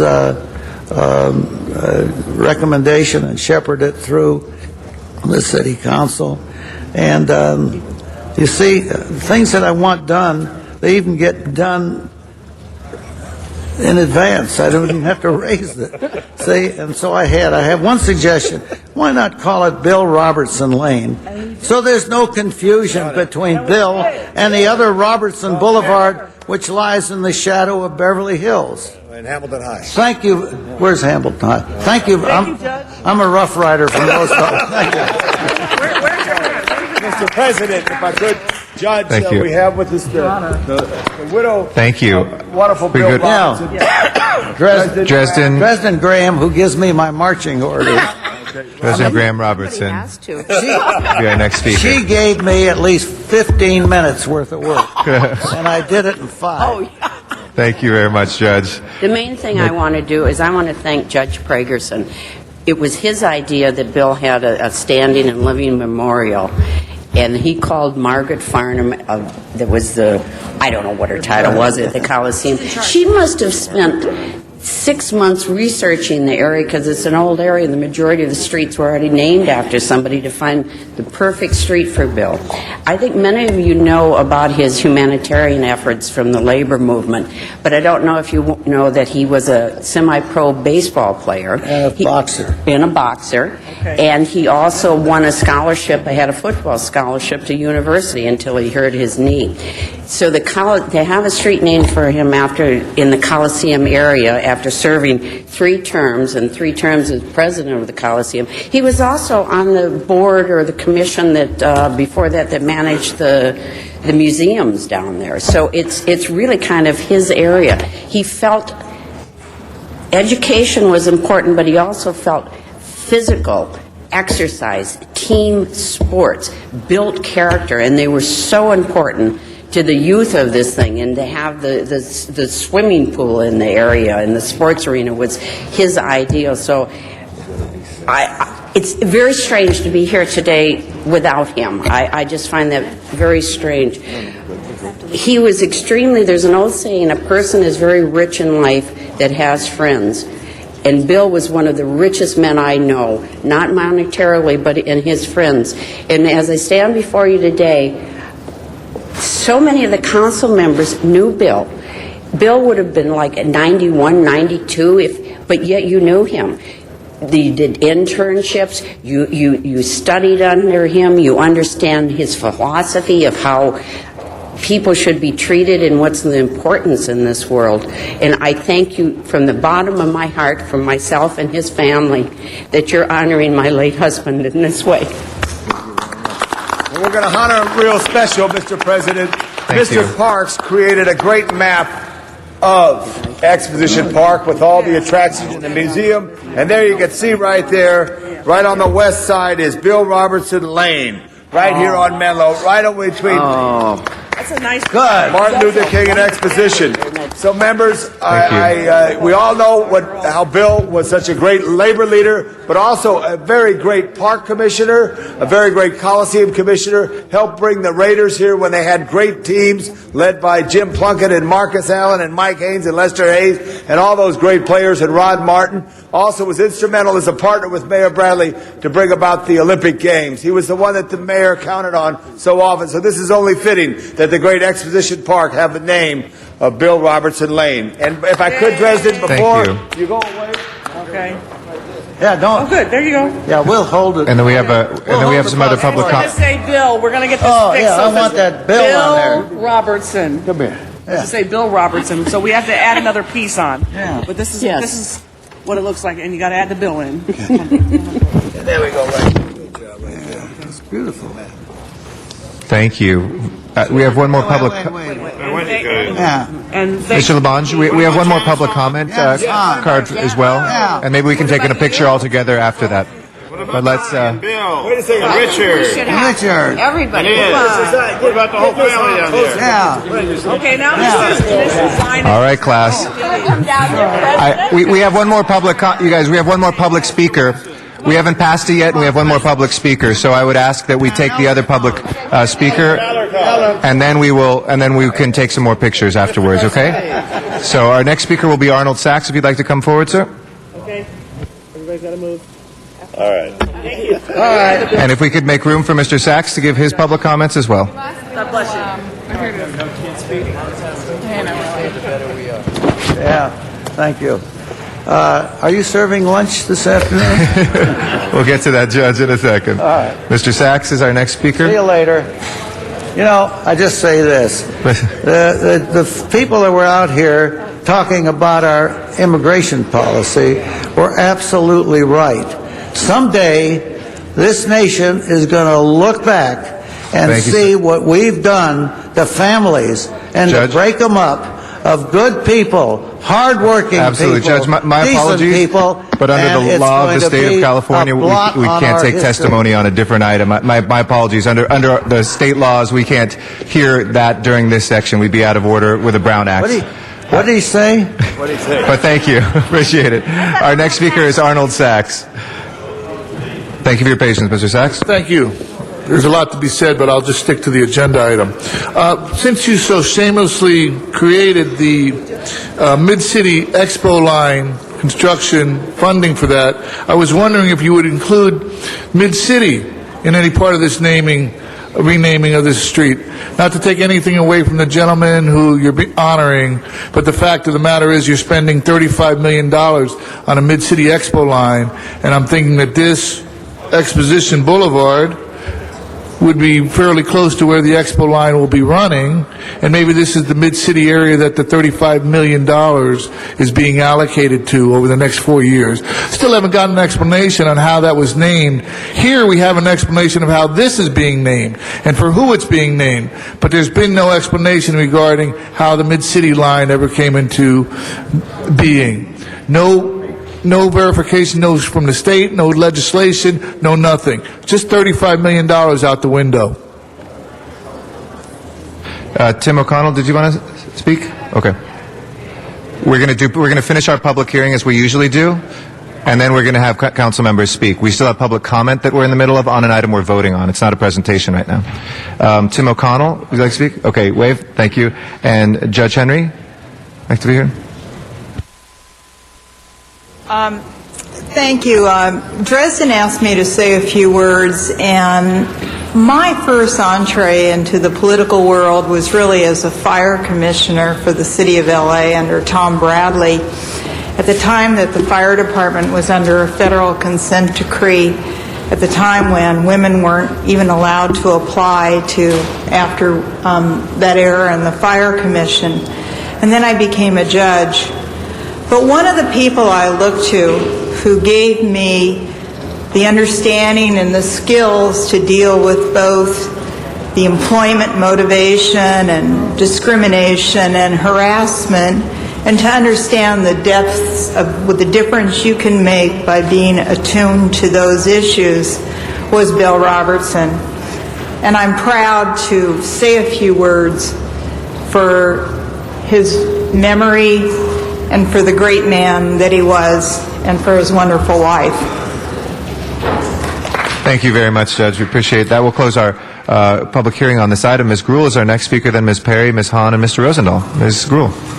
Thank you very much, and I want to thank Dresden and, of course, all the council members that made this possible. I was one of those people you talked about, Dresden, who met him when I was 21 years old, and Bill had a tremendous impact because he wasn't only to me, this giant of a man as far as in the labor movement, but also as a passionate and compassionate person, and what he did for the homeless. And he helped not only ensure that we built something for the homeless, but he was an advocate. And he was a gentleman in many ways, very quiet.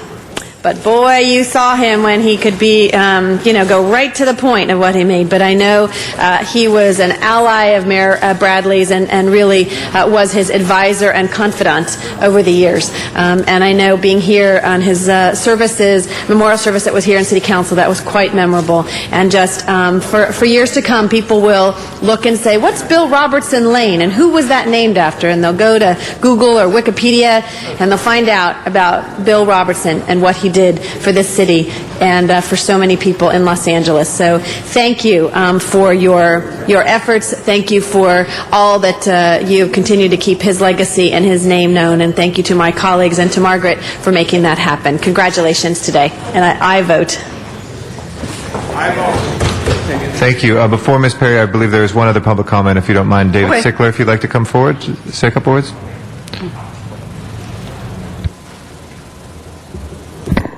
Hi, my name is Dave Sickler, and I had the honor and privilege of working with Bill Robertson from 1976 until he retired in 1993. I represented the National AFL-CIO, and of course Bill was representing the labor movement here in Los Angeles. And I never worked with a finer trade unionist than Bill Robertson. We worked close together on strikes and contract negotiations, boycotts and marches and political campaigns.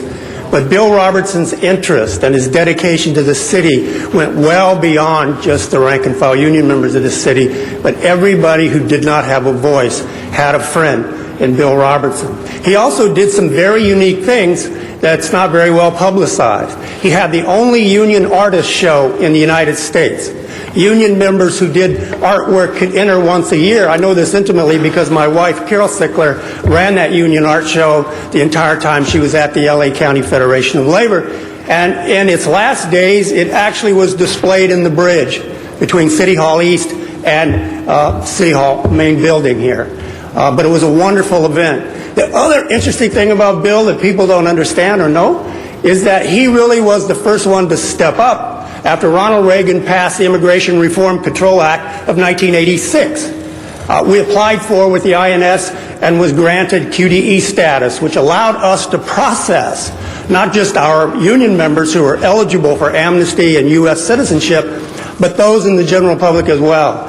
And we processed tens of thousands of new U.S. citizens here in Los Angeles. This was all done with Bill Robertson. So I'll close by just telling you that I am very pleased and very happy that you're honoring a very great man. Thank you.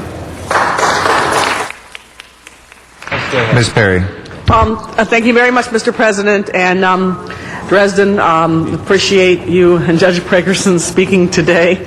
And, you know, I have to think, like you said, Dresden, to recognize that Bernard did shepherd this through from the Coliseum Commission. I spoke to him this morning, and you know he's planning his own father's funeral for next week. So it's, and in a campaign too. So he's you know, he's under a lot of stress right now. But he did, like he's still chief, give me my instructions, and apparently he may have spoken to Tom too, and made sure that this was taken care of because it was very, very important to him. And I think it's a really sweet and direct way to remember Bill and to celebrate his life, because you know it's near where some of the kids play soccer and football, and you know they're going to look up and they're going to ask, who was Bill Robertson? And it gives us a chance to tell them who he was and never forget him. So, you know, bless his memory, and I'm glad that we were able to do this today. And again, Bernard, if you're watching, we completed our assignment as requested. Over and out. Thank you. Ms. Hahn is our next speaker. Thank you, Mr. President. Well, I just certainly wanted to rise in support of this great idea, long overdue, and to see such a fine, distinguished group of people coming down here to support this. Judge Pragerson, Dresden, of course, retired Judge Dana Henry, Irene. It's just really to see such a great chorus of distinguished people in your own right coming here to encourage us to name this after Bill Robertson is absolutely fitting and proper. Bill Robertson was such a great guy and just loved Los Angeles. He absolutely loved Los Angeles. He and my dad, Kenny Hahn, were dear friends, and my dad used to talk about going to Bill's office at lunch. They would bring their own sandwiches, and they would solve problems. They would have it all done. They'd walk out and say, okay, this is what we're going to do. Those times don't happen so much anymore. And I know he and my brother were good friends, and I miss him as a mentor. I miss him as a mentor. He always just had the right thing to say, analyze the situation perfectly, and if you followed his advice, if you followed Bill Robertson's advice, you really knew that you were going in the right direction. But I think what he did so long ago about apprenticeship programs, about training people for giving them job skills for a good paying job is so timely today. There are so many young people in Los Angeles right now who, if we could only reach and give them the kinds of skills that they would need to get a good paying, decent job that would give them dignity and respect, we wouldn't have as much crime as we have in Los Angeles. We wouldn't have young people joining gangs. The gangs right now are the only ones offering job training. And that program that Bill thought about, organized, funded, is the key, I think, right now in Los Angeles more than ever. And even in these tough economic times, we've got to reach our young people and give them the skills they need.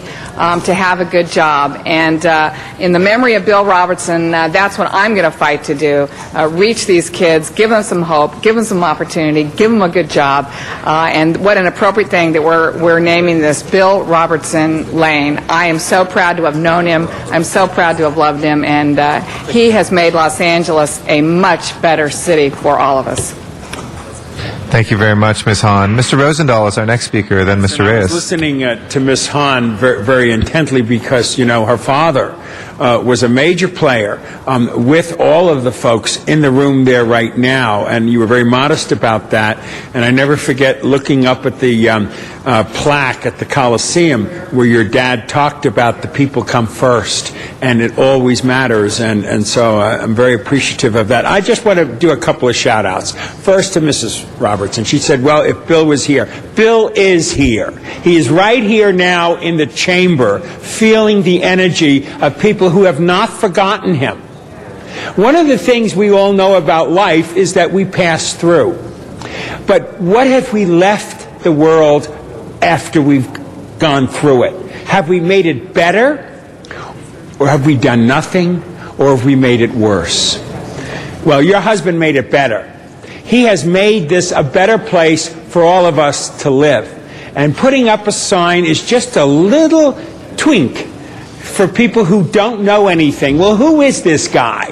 And that will be forever part of the history of people who make a difference with their lives. So know this well. He is with us forever, and the next generations and the next generations will have anecdotal stories about somebody who walked among our midst and did this and did that for the people. So first of all, bless you for being his partner and helping us all by sharing him with us. Thank you for that.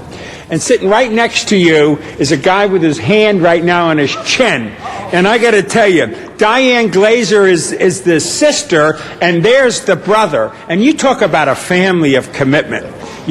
We created an ad hoc committee on homeless here. Jan Perry, Eric Garcetti, myself, and the rest of the council, because we want the buck to stop here. We're not pointing fingers at anybody anymore, and it's somebody else's problem. It's our problem. But you're the one, Judge, who set the tone. You're the one who went out there when it wasn't even in a discussion mode. It was always in the dark, on the edges, and created a strategy that is as valuable and viable today as it was when you started that. So I want to thank you for what you've done for homelessness. God bless you for that. And the rest is now with us and where we go forward. And Tommy LaBonge, you're always great about how you set things up and remember people and put signs out. So bless you all, and it's a great moment for all of us to watch you all and to be with you in these great chambers. Thank you so much. Thank you. Thank you very much, Mr. Rosendahl. And Mr. Reyes is our next speaker.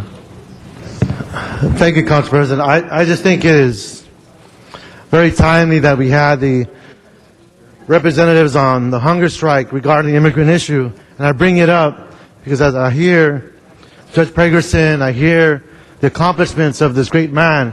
I personally have never worked with him, but as a councilman who represents large communities of folks who live in fear today, large communities and the Judge Pregerson was very eloquent with me earlier, large communities of children who are traumatized because they do not know what's going to happen to their mom and dad, if they're going to come home from work, if they're actually going to be left alone in their own apartment or house because of these policies.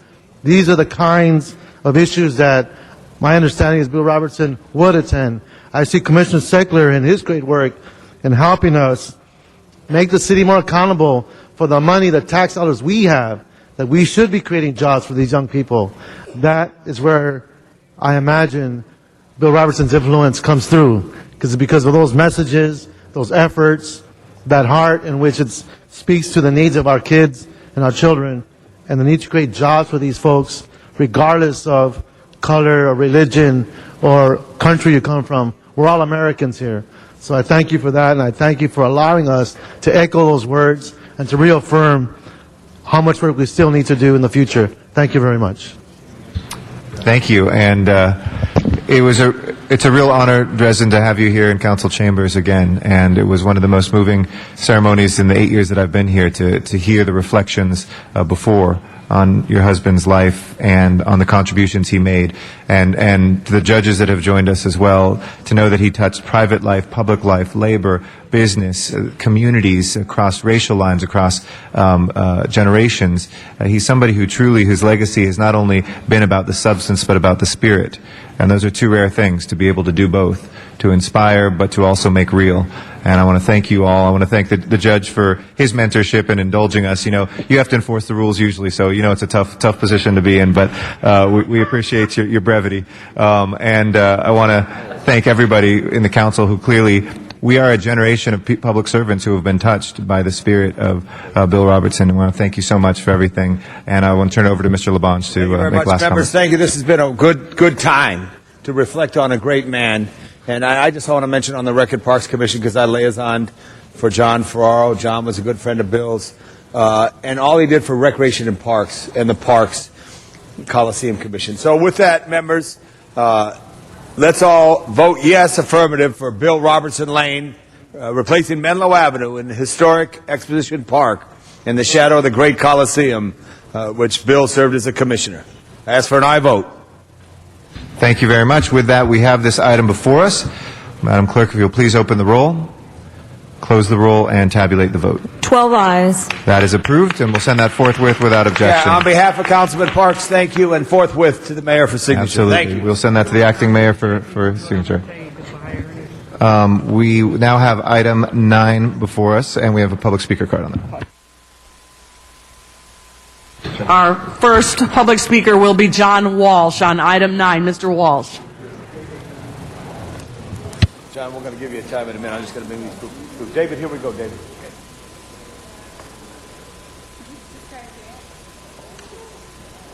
Mr. Walsh, you can come forward to the lectern, please. Mr. Walsh, you can come forward to the lectern, please. On item 9, please. All right, your time is running. To do it, you tell me not. Well, Garcette, look, Judge Ferguson, you did a wonderful job. You're a great man. Your time's running. Use it as you wish. Thank you very much. You're doing a good job. Thank you. Go easy on these folks. Go easy on them? They deserve it. They should have given you more time. They treated you as rudely as they treated me. The speaker is not speaking to the item on the agenda. Your time is running, Mr. Walsh. Thank you. Thank you. I was talking to a real person. Okay. An honest person. A person that ladies and gentlemen, Hollywood Highland. I've been in Hollywood Boulevard on the Boulevard for 30 years. Yes, Westmore. Yes, we should have a star. But I want to tell anyone out here, do not go on Hollywood Boulevard after dark. The gangs are running out of control. Celebrities are being shot. And all these politicians up here that are so rude to me and the judge take money from the clubs. The Jane's House, sitting there for over 100 years, turning into a nightclub. Everything on the Hollywood Madam Boulevard President, is a nightclub. the speaker is not speaking to the item regarding Hollywood Walk of Fame. Hold his time, please. Hold his time. Hold his time. Mr. Walsh, hold his time. I'm going to have to admonish you, and you're going to have to stay on topic, or we'll have to terminate your time. Please stay on topic. All right, start his time again. I'm not here. I'm telling you right now that the city is wasting money when they put a star on Hollywood Boulevard when the crime is so bad. The drug dealers run it. 2 gangs run it. And if I mention the name of those 2 gangs that run the drug dealing on Hollywood Boulevard, I would be murdered. In fact, I may be murdered for what I'm saying now. And if I am murdered for talking about the drug dealing on Hollywood Boulevard, I want to say to the public out here who are watching me all over the world, because I was murdered by the gangs on Hollywood Boulevard, and I say from the grave, I want an investigation of my death by the sheriffs, not the LAPD. Thank you very much, Mr. Walsh. Your time is up. All right, thank you. There are no speakers in the queue. Madam Clerk, if you would please open the roll on that item, close the roll, tabulate the vote. 11 ayes. Next item, please. Next is item 11, and there are cards on this item. Yeah. Mr. Arnold Sachs is our next speaker, and Mr. Walsh will follow Mr. Sachs on item 11.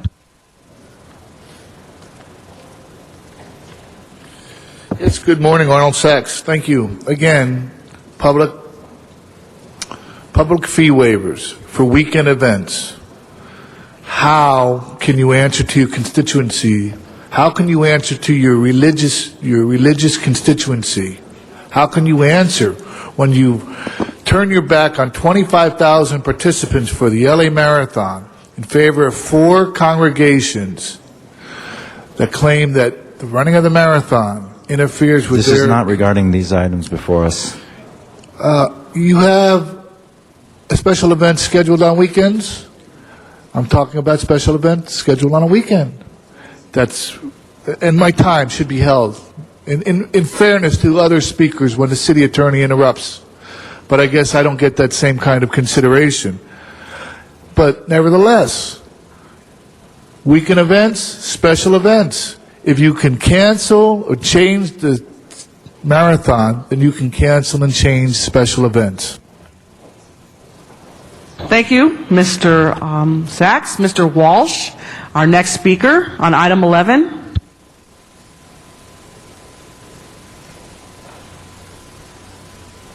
You know, you only see me a couple of times here, HollywoodHighlands.org, because I have a regular job. I don't do this, for masturbatory reasons. I do this to change, and I get change all the time, and I got change here because they have started to cut the amount of money they give away to these groups.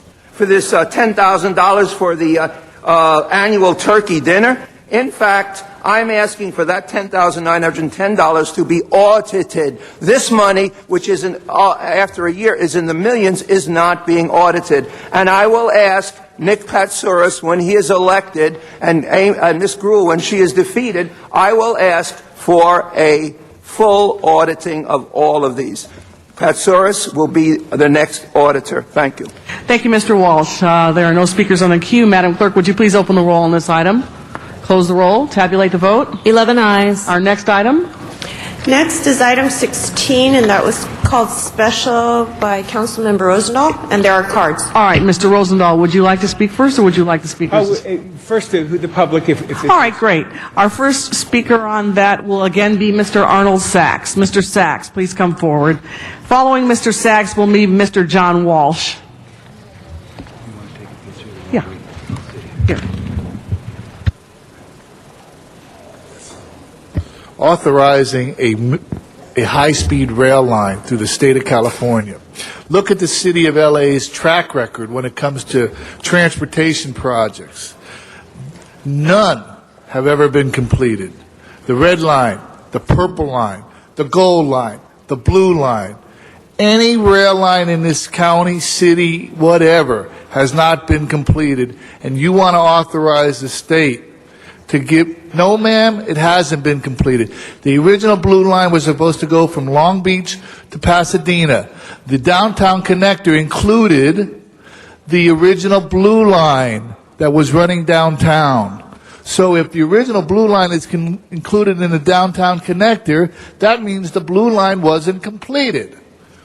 So you want to give more funding to the transportation agencies that have run this county and city into the ground, led by leadership from the city council. It's ridiculous. Thank you. Mr. Walsh, please.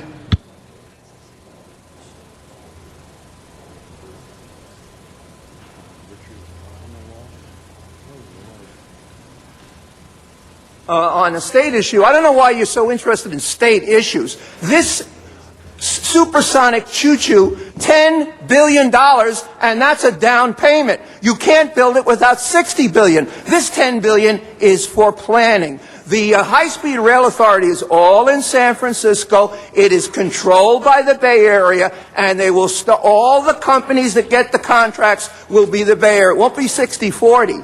It'll be 80-10. I'm telling you, when they build this thing, $10 billion. This state is broke. $20 billion in bond payment, in interest.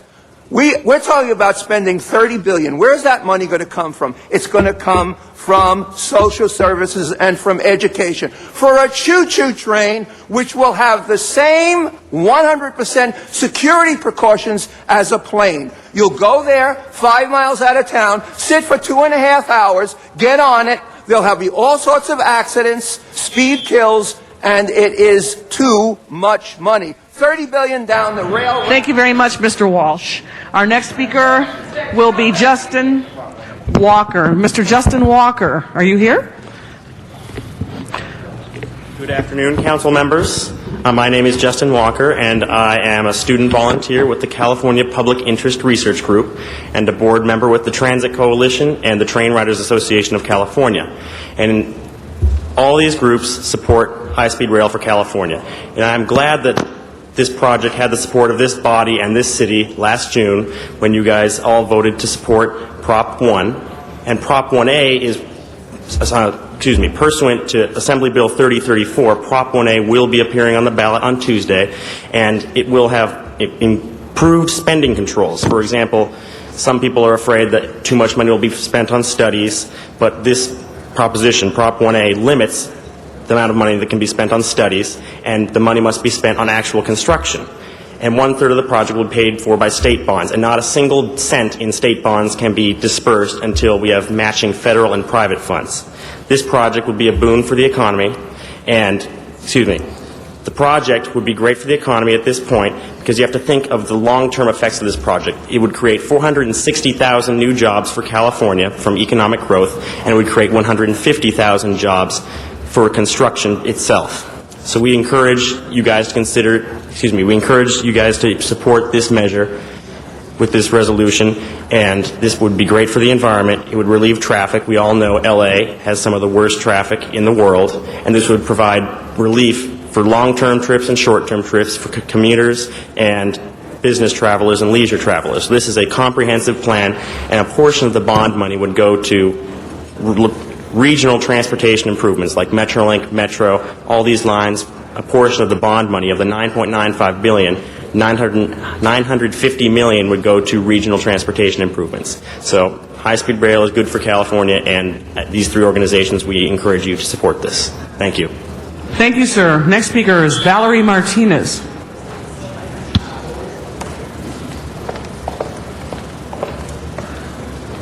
Good afternoon. My name is Valerie Martinez, and I'm here to speak on the high-speed, on behalf of the High-Speed Rail Authority. The high-speed train system is an 800-mile system connecting major cities throughout California, including the Bay Area, Sacramento, Central Valley, Los Angeles, Inland Empire, Orange County, and San Diego. The high-speed rail program will get California working, creating 160,000 new jobs through the planning and construction phase, and 450,000 new jobs once the system is complete. An economic analysis of the impact of the California high-speed train system in Los Angeles area has determined that the project will have an immediate stimulus to the economy during construction and add 2 to 4% to the region's economic growth on an ongoing basis. The increase alone will be more than the entire GDP of 20 California counties and will last throughout the operating lifetime of the high-speed train system. Specifically, the high-speed train system will provide an annual increase in household incomes of more than $800 per family of 4. High-speed trains will reduce unemployment by 1 to 2% in Los Angeles County. And high-speed trains will add $348 million per year to LA County tax revenues by 2020. So there is a direct positive impact on Los Angeles County, on the Los Angeles region, by constructing this project. To let you know who is supporting this project, supporters include Mayor Antonio Villaraigosa. The Los Angeles Times is supporting this project and has come out in favor of Prop 1A. Governor Arnold Schwarzenegger, Dianne Feinstein, Barbara Boxer, Nancy Pelosi, the UFW, California Alliance for Jobs, Los Angeles Area Chamber of Commerce, the San Fernando Valley Industry and Commerce Association, VICA, is supporting this project. Thank you very much, ma'am. Our next speaker is Aaron Steva.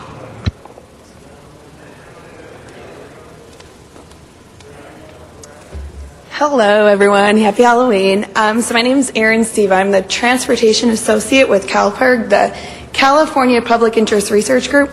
We are huge supporters of the high-speed rail for a number of reasons. It is a critical piece of the solution for things like our transit, environmental, and also actually economic needs And furthermore, it comes at a cheaper price than a number of the alternatives. So we are at a transportation crossroads. I think everyone here can unfortunately agree that our transportation system is bursting, and we know it's only going to get worse. There's going to be an additional 13 million people moving to the state by 2050. And so the implications for inter- and intra-city traffic is horrible. Now, the high-speed rail would get more people off our freeways than highway and airport expansions that we would otherwise be using. Then beyond congestion, there's a necessary and urgent need to start addressing global warming. We cannot sit back and wait another 10 years to start investing in our global warming solutions, or sit back and wait for gas prices to stabilize. So the environmental consequences are too severe for not moving forward now with the high-speed rail. And every year that we wait with this, more money is being fueled into dirty, expensive, limited solutions of our freeways and our airport expansions. And then beyond all of this, there's of course all the environment or all the other economic benefits that have already been mentioned. So there is a price for inaction beyond all of this. There's not only the lost opportunity, but instead there's all the money that we're wasting on sitting in traffic, all the money that we're wasting on gas, and all the ruinous effects of global warming and air pollution. So now is the time to move forward and vote yes on the high-speed rail resolution. Thanks so much. Thank you, ma'am. Our next speaker is Dan Tempius.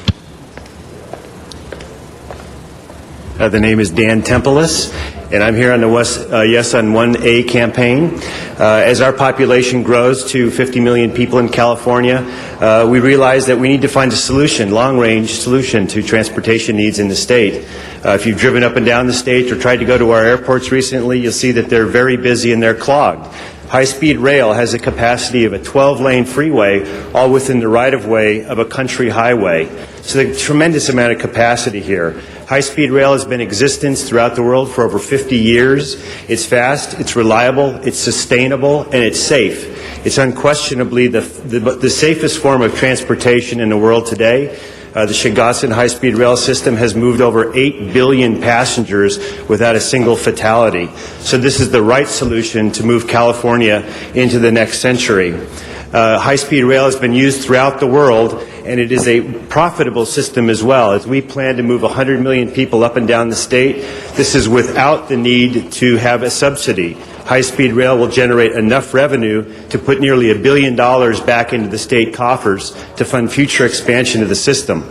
In addition to the fact that high-speed rail will give a 2 to 4% economic growth to the state of California. So $10 billion is really a no-brainer when you think about it. It's $1 trillion economy in California. So it makes a lot of sense to do this. It makes a lot of sense to do it now. The other important thing about this bond measure, we're asking for $9.95 billion, but only $1 billion of that can be sold now in order to do the engineering and environmental studies necessary to build the system.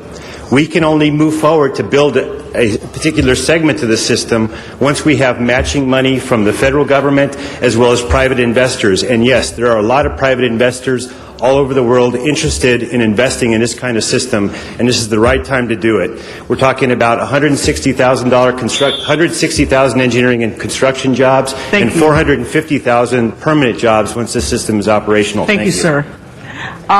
First speaker, Mr. Rosendahl. Thank you very much, Madam President. It's a no-brainer is right, is what you just said there. Look, Prop A will create 500,000 jobs statewide, number one. Number two, it will reduce greenhouse gas emissions. 3, it relieves congestion on California's highways and airports. And it reduces air pollution and respiratory illnesses, okay? 200 miles per hour to connect the whole state from San Francisco through Los Angeles to San Francisco and Sacramento, from Los Angeles to San Francisco in 2.5 hours. And it costs $55. Faster than flying and cheaper than flying. So look, the bottom line is you saw young people coming up and speaking. If you care about the young people today and you care about the future, this is an investment in the infrastructure that places all over the world have done that we in America haven't done. And I'm basically saying this to the television viewers, the 50,000 of you who watch this. When you go vote next Tuesday, realize this. This is an investment in the infrastructure that we should have done and we didn't do, that we must do now. So don't worry about, oh my God, the economy and all this. This is an investment in what we have to do to get out of the mess we're in. Look, we're in gridlock from Santa Barbara to San Diego. We all know that. That's why Measure R is a yes and a no-brainer as well. But this statewide initiative means for the first time I can go to San Francisco or Sacramento or San Diego in a train that works, that gets us there. So this is the first step. It's an investment for all of us in getting us out of the mess we're in. Please, folks watching this, vote yes on that measure. That's 1A on your ballot. Thank you. Thank you, Mr. Rosendahl. Mr. Reyes.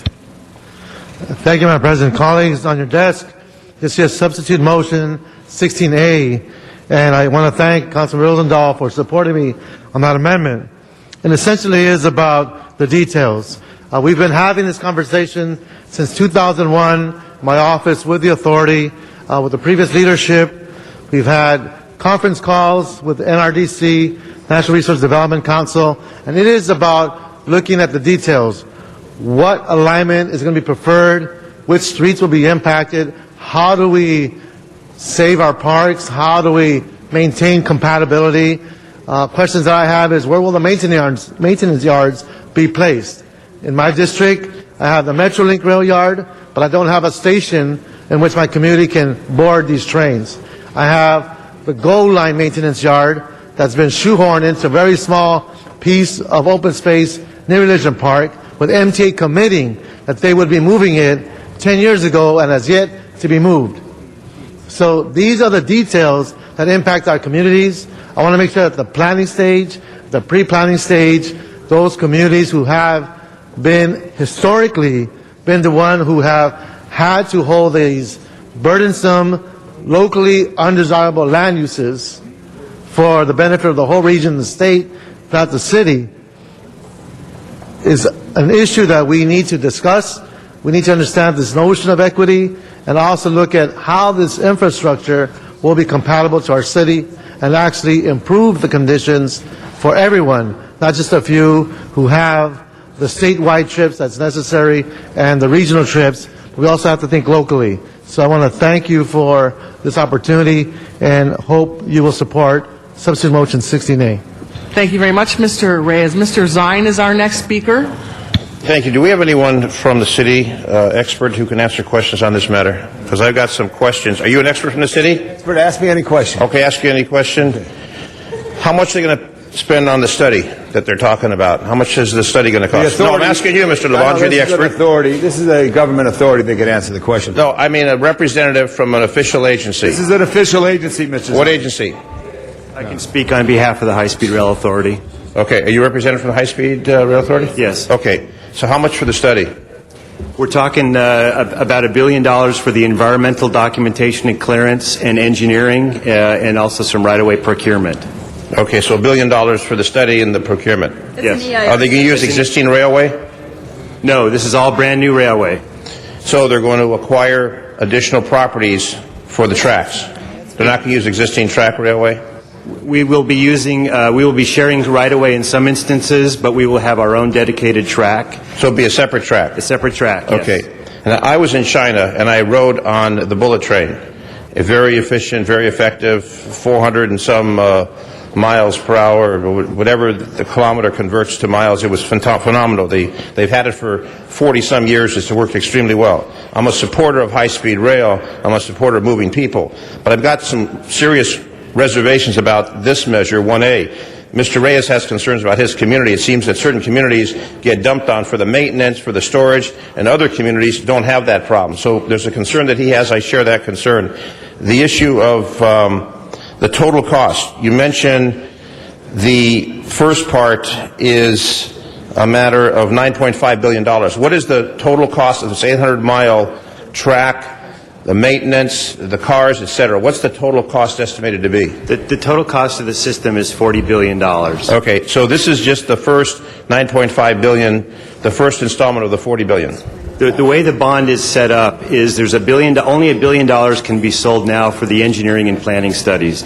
The balance of the bond, the $8.95 billion, cannot be sold until there are federal matching dollars and private investment dollars to actually fund and construct an entire segment of the system. Okay, so by law, the state bond funds will not be made available for construction until matching funds for additional non-state sources are obtained. Okay, so what happens, this takes effect, the voters support this, they start collecting this half-cent sales tax. It's a half-cent sales tax, correct? No, it's a bond. It's a bond. Okay, Yes. I'm sorry. I'm thinking of Measure R. Yeah. So this is a bond. So they sell the bond.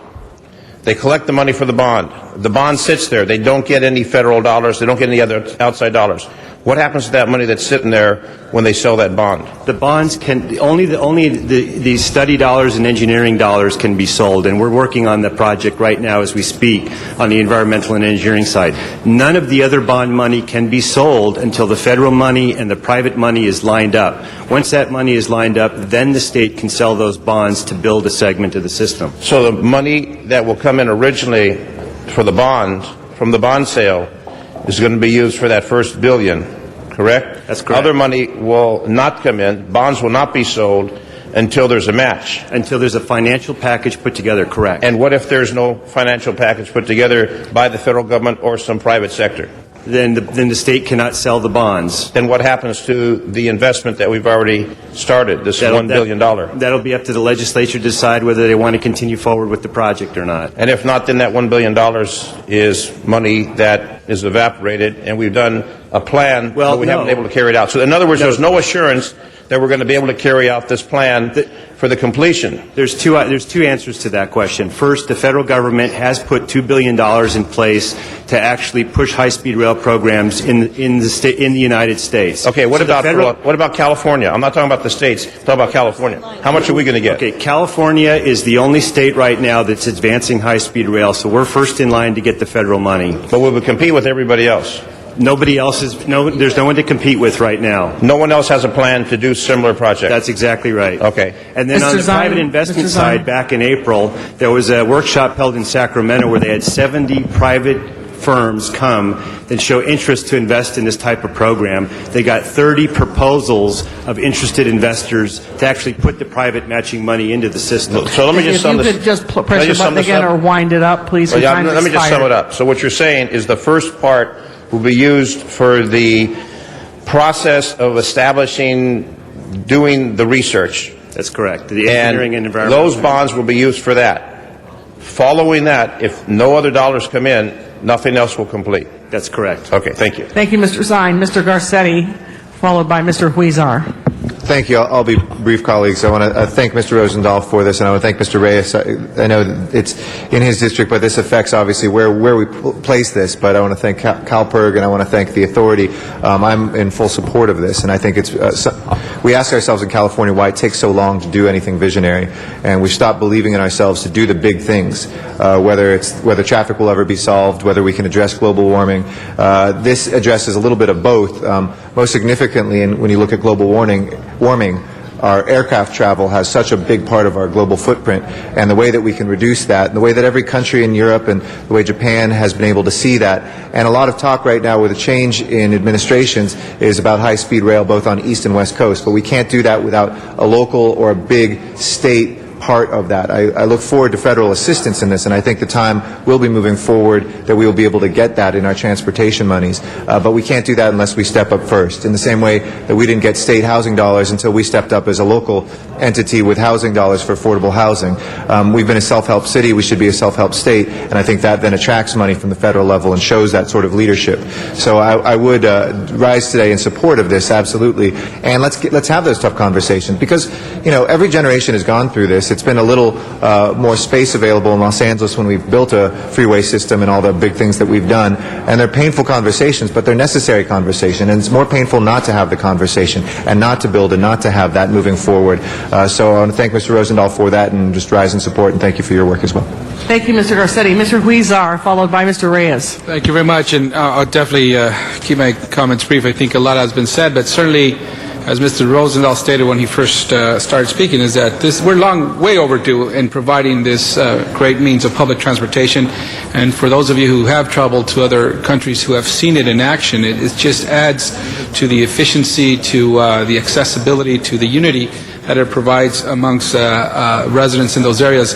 And even on public passenger rail lines, California is way behind the East Coast, and what you see out there in terms of public transportation and the improvements that's made for public transportation, we are way behind, and this would certainly add to that. Especially now, we're concerned about the economy. This is the type of public infrastructure investment that would help with the huge unemployment rates that we've seen at historical levels that we hadn't seen for quite some time, not to mention the environmental improvements this will make. This is a no-brainer, like Mr. Rosenthal said, and we should support this wholeheartedly. November 4th, vote yes on 1A, and if you go out and vote, period. Yes on 1A. Thank you, Mr. Weezer. Mr. Reyes. Thank you, Madam President. I want to thank my colleagues, Dennis Zine, for emphasizing some of these critical points in terms of impact. But I want to ask you a direct question. Looking at the River Revitalization Master Plan, let me ask you first, have you looked at it? Yes, we have, yes. Okay. And the 5 freeway, the corridor of the actual, one of the rail line, the alignments, impacts the riverway. Is there anything in very general terms you can speak to that speaks to how it could complement the River Master Plan? Sure, absolutely. This past year, we looked at a variety of alternatives, and then you and I have talked about these in some detail as well as with your staff. And we've developed several alternatives coming out of Union Station through that corridor, taking into account as many of the things as of the LA River Plan that we can. And we've got several alignment alternatives, 4 to be precise, that we are discussing and currently analyzing as we move through the environmental process that look at ways where we can actually improve the rail corridor along the river. For example, a couple of the alternatives look at putting high-speed rail side by side with Metrolink in a trench, much like the Alameda Corridor, and covering it over at certain locations so that you have a nice throughway or greenway parkway through there, so that it meshes nicely with the LA River Master Plan and gets the railroad actually out within an at-grade situation that currently exists now. And we've also looked at alternatives that are underground completely through that corridor, and yes, completely underground in a tunnel, specifically only for high-speed rail. And any one of those combinations, I think, have an equitable solution and can actually work in concert with the LA River Master Plan. And as I've committed to you in the past, we'll continue to have that dialogue, and be concerned about your issues and trying to find solutions for you. And thank you, because if we see that day in which we can actually strip away one part of that straitjacket that's choking the river, it is that rail line. So if we can free it up a bit and actually address many other priorities like greening the corridors, creating oxygen, actually impacting the health issues of these corridors where these densities exist, where these rail lines have been aligned, that'd be a big plus. The other question I have is, and this is what I've been hearing from some of the community folks, is like, who has the type of profile that would want to get on a train and go on a high-speed travel itinerary to attend business? Like, what is the typical income group person? What is the characterization of that demographic? And with the person who is more of middle class, lower middle class, where is that relationship and addressing their needs? So, just for the record, I want to kind of understand who is your audience and who is your targeted beneficiaries. It really runs the gamut, council member, from folks who want to spend the day in San Francisco and go to a 49ers game to, frankly, we recently received the endorsement from the UFW because they understand that this is exactly the type of project that, in addition to reducing congestion and reducing greenhouse gas emissions, is going to help mobilize families so that you can actually connect families better through the Central Valley with different family members in Los Angeles or San Diego, because it's affordable. Being able to get on a train and zip up to Modesto or go down to San Diego in a form of transportation that is cheaper than driving, cheaper than flying, and faster than flying and driving as well. So in the dynamics of my district, I have a large number who do reverse migration. They go into the outer regions of the city as domestics, folks who are working, taking care of children, taking care of seniors. They're transit dependent. Many of them riding old cars because that's what they can afford to drive. Would they have the ability to ride on this train and reach those outskirts at an affordable price? Is that a detail that you find yourselves analyzing in the future? Right now, we've looked at ridership studies that are saying that by 2030, we're going to have more than 100 million people riding this train. What we've talked about internally, frankly, is that there are going to be a lot of opportunities for what you're talking about, having certain kind of passes for folks, but that we're not at that level of detail yet. Again, I share this with you because I want to be able to say that Absolutely. back in 2008, I asked that question, and hopefully it's addressed, because I think we should have access to every income group given the pressures we feel in our highway systems. Absolutely. Thank you. Thank you, sir. Thank you, Mr. Reyes. No, thank you very much. Mr. Labange? Thank you very much, members. It's real simple. Oregon is the size of what Germany is. Germany is 85 million people. They have high-speed rail that goes from town to town. In an hour, you could get there. Boom. This is going to revitalize it. And Mr. Reyes, I know I talked to you about the river in Berlin. I want you to see their train station, because way outside Berlin, the high-speed rail drops below grade and is not even seen as it goes through the city underneath the new main station. This is a vision. This is the same vision, Mr. Zion, that those who sat in that very chair where you are now brought water to Los Angeles, brought power to Los Angeles. We need to have a system that connects all of California. I stand, and I think the young people, I really want to do, and let me see their faces, because you're going to see it built.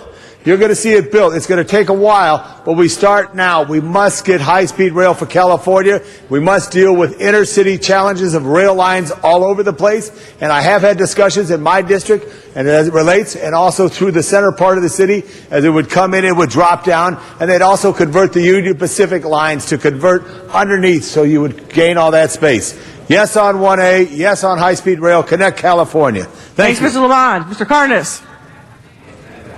Mr. Cardenas. Call for the question. I like that. Open the roll, close the roll, tabulate the vote. 11 ayes. All right, next item, Madam Clerk. All right, Mr. Labange has requested that go forthwith without objection. Yeah. Thank you. Madam President? Yes? On an item that we had on Wednesday, it was a reconsideration of item 31. All right. On the 29th of October. Do you know about that? All right. Yep. A small technical reconsideration. Do you have the council file number? Yes, council file number 062610, relative to the purchase of replacement transit vehicles to change recommendation number 3 from 8 vehicles to 18 vehicles. It was a typo. All right. Let's open the roll on reconsideration first. Close the roll and tabulate the vote. No, 1 was missed. 11 ayes. And if we can make that change from 8 to 18 vehicles, thank you. We'll accept that as a friendly amendment. Thank you. And thank the CLA. Let's prepare the roll as amended and tabulate the vote. 11 ayes. That is approved.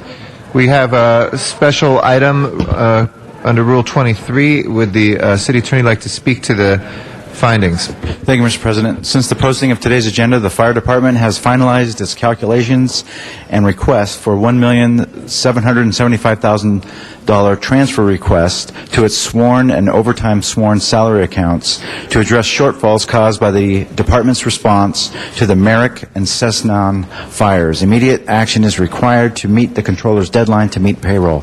Council must first make findings pursuant to Government Code Section 54954.2 before considering the substantive motion.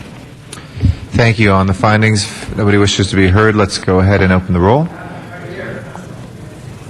Close the roll and tabulate the vote. 11 ayes. That is now before us.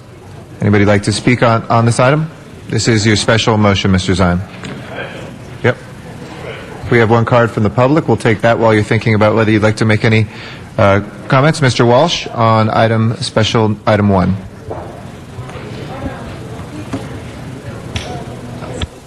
Not only did the fire department do an excellent job. I'm sorry, Mr. Walsh. We'll give you one more minute. Your time is done, but we can only limit to a minute. Since it's a special item, we'll give you a minute. Okay. They have done a incredible job at the Metrolink disaster. Yeah, and get set for a lot more of those disasters when we start these 300 to 400-mile trains, because you can't run trains 80 miles an hour in L.A. without them hitting one another. The fire department has done an excellent job, except one thing, in Hollywood, where we're the unsolved arson capital of the world. They've done a great job. Excuse me, he is way off topic. So if you could speak to the special item before us, please. Thank you, and goodbye. Okay, that will close our public comment. And if we can open the roll, close the roll, and tabulate the vote. 11 ayes. Okay, that passes. Next order of business. Mr. President, there are motions for posting and referral. Let's go ahead and post and refer those. Mr. President, there are excuses on the desk. Okay. Councilmember Alarcon requests to be excused November 18th for city business. This meets policy. Mr. Alarcon is excused. Councilmember Weiss requests to leave at 11 a.m. on November 19th and to leave at 11:30 on December 2nd for personal business. This meets policy. All right, Mr. Weiss is excused. Councilmember Hahn requests to be excused November 25th for city business. This meets policy. Okay, she's excused. And that clears the desk. Okay, if we can send that last item on the high-speed rail forthwith, please, to the acting mayor. If we can go through any announcements, any business announcements, folks? Community or business? All right, just as a reminder for everybody, community announcements, we have the camera in the back. I know sometimes we have, so that those can run as much as possible instead of during this time. I know sometimes there's stuff that's just for that weekend and we can't make it in time, so I'll this time, make an exception if it's something for this weekend. But Mr. Cardenas? President, thank you for that reminder. Soccer clinics with Chivas USA is going to take place at Sun Valley Recreation Center at 8133 Vineland Avenue, and then they're going to have a clinic at 9 a.m. for 90 minutes with the kids, with the Chivas coaches, and then again at 10:45, 1 o'clock, and 2:45. So there'll be 4 sessions at the park with the Chivas USA coaches for the children. There are going to be plenty of gifts and T-shirts for all the kids who participate, and also a certificate showing that they are now official little junior Chivas soccer players because they got coached by their coaches. Again, Vineland Avenue at the Sun Valley Recreation Center in Sun Valley. Thank you, Mr. President. Thank you. Ms. Hahn and Mr. Labange. Yes, tomorrow, Saturday in San Pedro, we are celebrating the 2nd anniversary of the Sister City connection between Ischia and San Pedro, and we will be unveiling a beautiful bronze sculpture known as the Multicultural Man as a symbol of the friendship between Ischia and San Pedro. The artist who sculpted this sculpture, Francesco Perilli, will be there at the unveiling tomorrow, 3 o'clock in the afternoon, at our new beautiful fountain in the harbor area. It's at Harbor Boulevard and Swinford Street. Come on down and see this great international symbol of friendship. Mr. Huizar and then Mr. Labange. Thank you very much. Tonight, Council District 14 is sponsoring 2 Halloween events. One is on the First Street in Chicago and Boyle Heights. There's going to be a haunted house, booths, and many activities. The other is in El Sereno.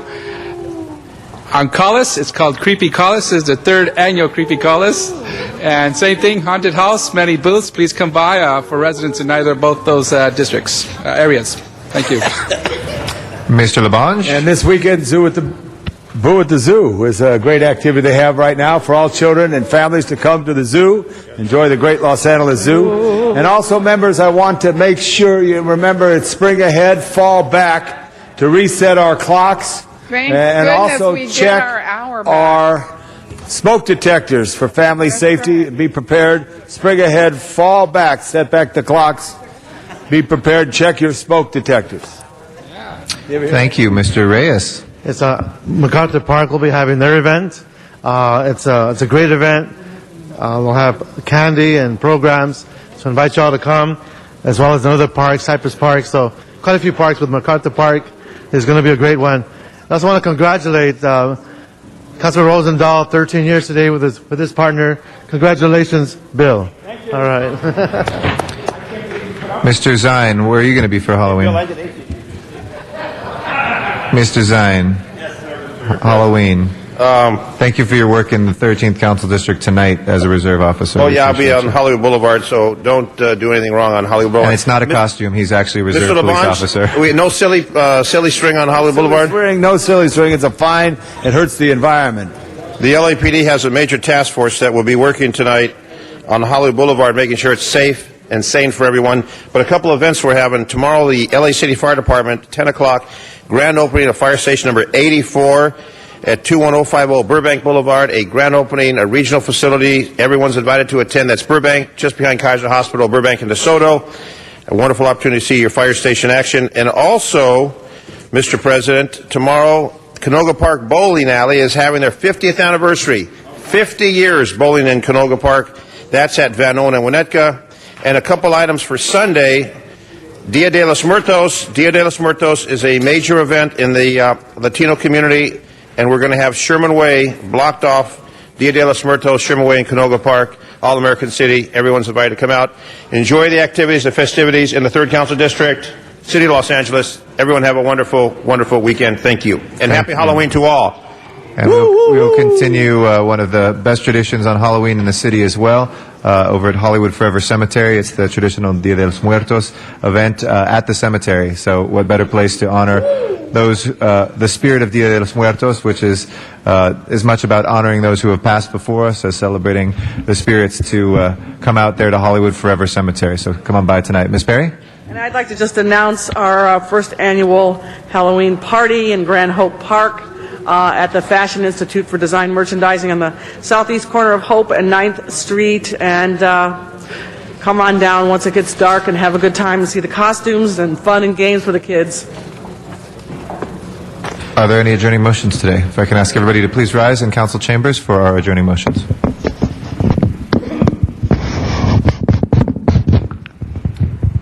If I could ask everybody to rise, please, for our adjourning motions. Thank you very much. Start with Ms. Hahn. Council members, I'd like us to adjourn today in the memory of Officer Richard Mathias, who passed away on October 24th at the age of 39. He was a dedicated United States Marine Corps Reserve for a year, and he was an LAPD officer who protected and served our city for 12 years. Rich served the people who live and work in my district for 5 years as a senior lead officer at the Harbor Division and patrol officer at Southeast Division. He will always be remembered for his amazing ability to organize the community. In San Pedro, he had great work with our Spanish Community Police Advisory Board in Wilmington. He was greatly loved by the harbor area, and he will truly be missed. He's survived by his parents, Glenn and Kathy Mathias. Rest in peace, Rich. Thank you. Mr. Weezer. Thank you, Mr. President. Colleagues, ask that you join me in adjourning in the memory of Lynn Lorber Goldman, who passed away on Monday. Lynn was the stepmother to Maury Goldman, who is a former longtime member of the city family who served as the chief of staff to both Mike Hernandez and Hal Burnson. Lynn was born in New York and moved to Los Angeles when she was 16. She was Melvin Goldman's high school sweetheart, but they went their separate ways for the first part of their adult life and did not marry at first. As fate would have it, they were reunited again later in life, rekindled their romance, and spent 28 happily married years on Drexel Avenue in the Fairfax district until Melvin passed away earlier this spring. Lynn's loss will be felt by all who know her. She leaves behind her stepson, Maury Goldman, and his wife, Bonnie, her son, David Lorber, and his wife, Sarah, as well as beloved grandchildren, Josh and Melissa Goldman, and Ryan Lorber. All members and Mr. Reyes on that one. Share my condolences with the Goldman family. I know Maury for quite a few years, and type of public servant while he was working in council, where when you look at parks that have come up, like the one above Dodger Stadium, it's supposed to be a sanitation yard because of his hard work. It became a great baseball field. So those are the small experiences, but great influences that they've had in our community. My condolences to the family. Thank you. We'll do all members on that. Mr. LaBonge. Members, I ask we adjourn in memory of Lloyd Rushton. He's survived by his wife, Anita. He was called too soon in life. Thank you. Other adjourning motions, Mr. Wesson. Mr. President, members, I'd like to just found out about 3 hours or so ago that a very close friend of mine, and maybe many of you here, George Beasley, passed away. George was a very lifelong friend of Dr. Bill Burke, and if any of you participated in the marathon, you probably knew George. I really can't say anything right now, so I'm going to ask Jan, but what I'd like, if it's okay, Mr. President, that this would be sponsored or what have you by Ms. Perry and myself, and I would request that all members would be on this. Thank you very much. Yes, Ms. Perry. Thanks, Mr. President. And I know Mr. Parks, if he were here, he would sign on to this, and I know he'll be planning his own father's funeral. But George was the other half of Dr. Burke. He was his ace, his number one, his best friend in life, probably other than his wife. And when you saw Bill, you saw George. And if you saw Bill and he was on the phone, he was probably on the phone with George. I mean, they were just inseparable. I talked to Dr. Burke a few days ago when he was in the hospital, and I think that George was undergoing a surgical procedure, and I don't know the outcome of the procedure, but now he's gone, and it's really very sad because they always had one heck of a great time together as friends, and they were always laughing and always having a good time, always planning something, and I know probably Dr. Burke's having a hard time right now. He's the chairman of the South Coast Air Quality Management District Board, and so, you know, we call him Mr. Chair. But it was the Bill and George show when they were together, and just want to send out all of our condolences to him. No, it's a tough time. Thank you very much. Do we have any other adjourning motions? If not, we will next be in session on Election Day, the 4th. Don't forget to go out and vote. And if you'll please call the roll. And this meeting of the Los Angeles City Council is hereby adjourned. Have a great weekend, everybody. Thank you to the